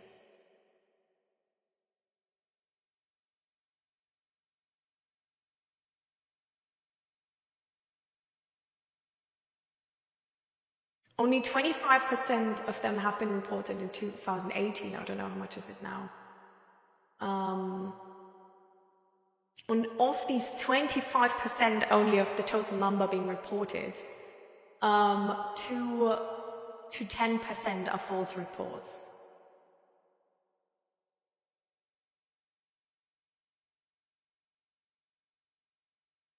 So not 10%, like, you know how to like calculate that, right? It's like 10% of 25% is like, to the total number would be 2.5.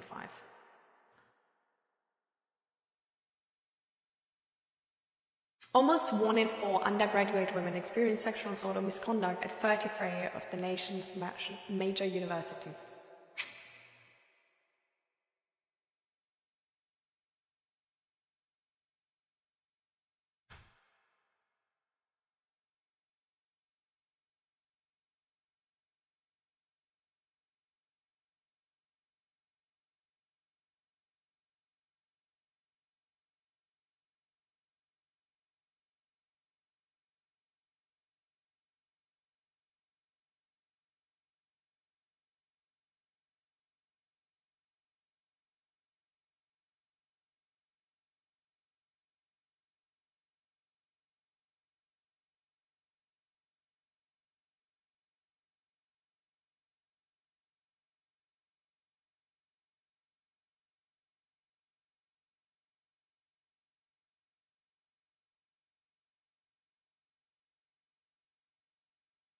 Goddamn.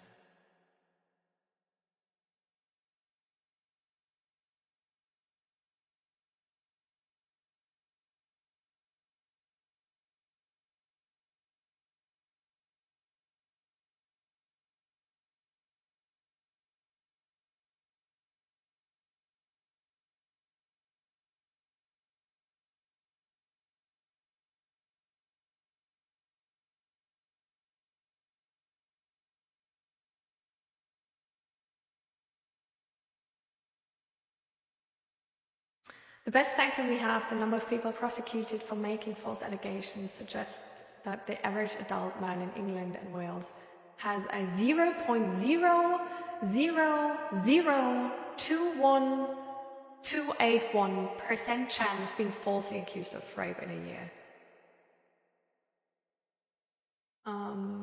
By this measure, a man is 230 times more likely to be raped than to be falsely accused of rape.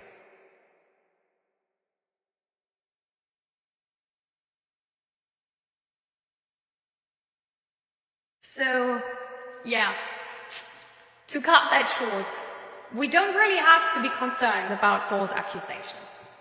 And it would be another argument actually to push for mandatory prosecution, because then false accusations would go down, because there's consequences where it's going to be proven wrong. And apparently you can actually in Wales be prosecuted for false accusations.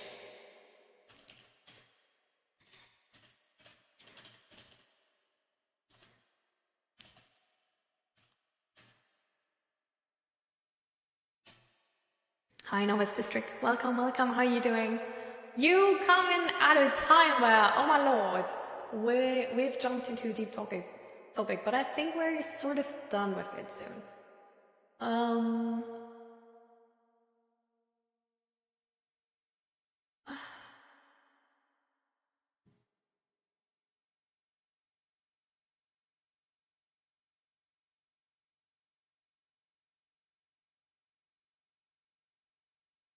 Okay, so there's like some countries where definitely like making false accusations of like any sort of crime is then you can be charged with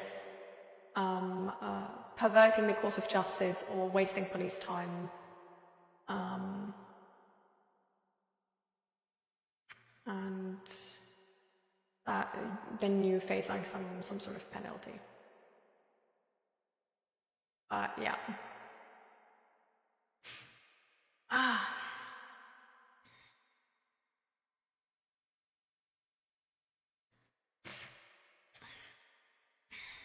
Imagine if all these cases went to court, nearly a quarter of the country would have gone through an SA court hearing. I think it would be so good, actually. Because it would bring the problem to our attention, right? So, I don't know.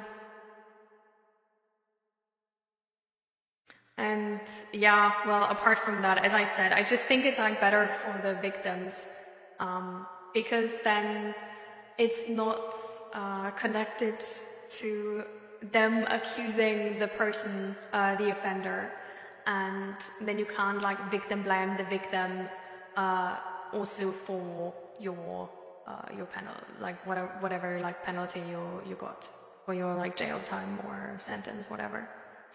So I think that's really important, because I've seen a case where this has actually changed the sentence, because the victim was scared that there would be like a whole revenge arc, essentially. So, yeah, I don't know. I didn't come across any wrongful accusations in my personal life. I only came across rightful accusations, and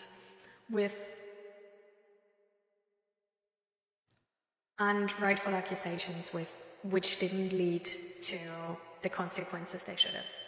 So.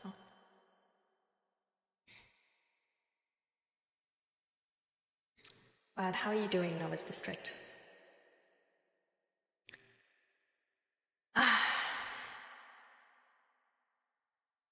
You're fighting against wrongful accusations right now. Not with like, I could go to jail.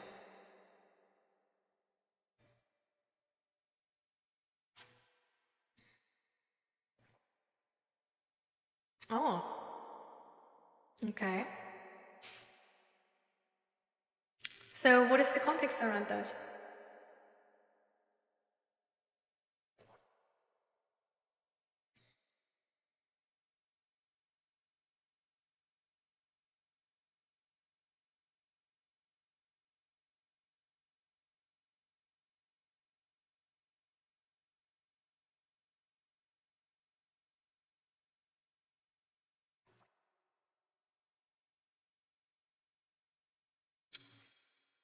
But then definitely also you, it would have helped probably if they actually went to court, because then your workplace wouldn't have needed to make that decision actually. Like they could have waited for the court hearing.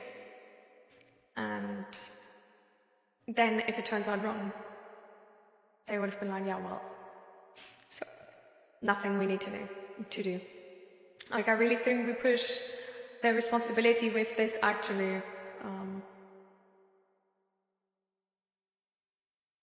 Well, but you're going, like now you actually have to go to court against them. Otherwise they would have went to court like automatically and you could have just like proved your innocence right away.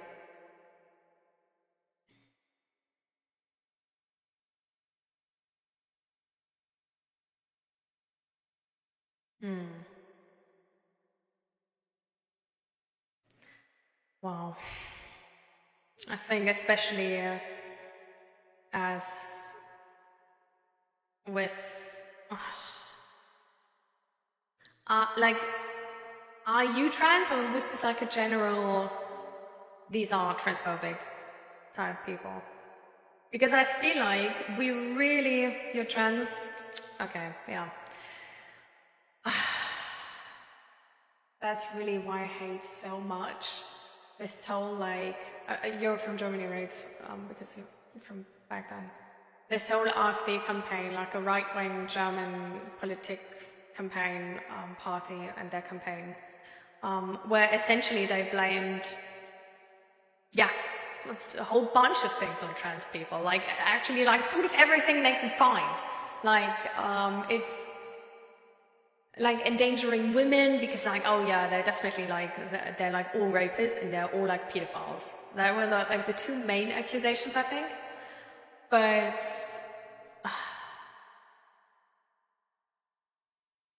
that really sucks.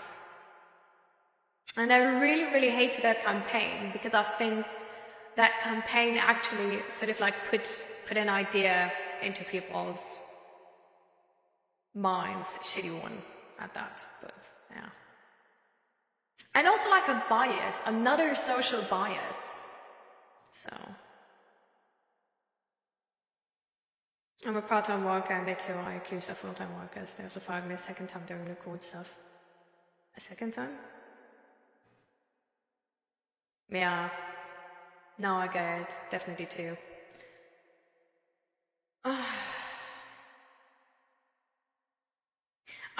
I would be interested to see the statistic on, like, since this whole campaign, because it's not only the AfD, right? It's also, like, this also came up in, if in any right-wing party on the entire planet, I think. Like, I've seen allegations like this from the right-wing party in the Netherlands, England, and the United States of America, I think. And that's just... like, honestly, I would really like to see the... like, since that, how the false accusations, specifically, like, compared to, like, trans individuals and non-trans individuals have risen. Because I, like, bet it had an influence. For sure. Yeah. Yeah, they're moving to another country. I get it, definitely. I really hate how we move into that direction.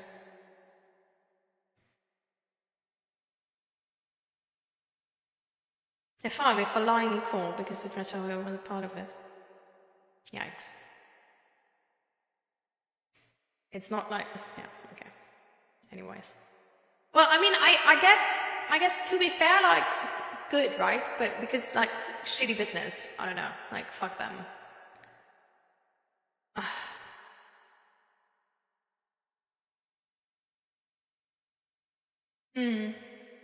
Yeah, so how's it going?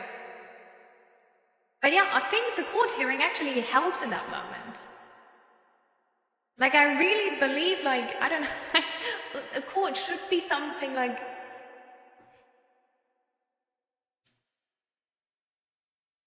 I don't know, like, we have the system of justice for something, right? Like, we have it to find out what's, like, right and wrong and what to do, like, which consequences need to be applied and stuff like this. So I think it would just, like, yeah, it would still be better.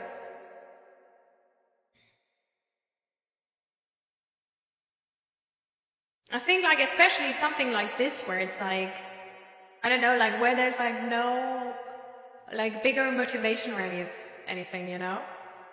But the motivation is only, like, this personal grudge, then, like, I don't know, if there would be mandatory prosecution, that person would have known, like, there's no real, you know?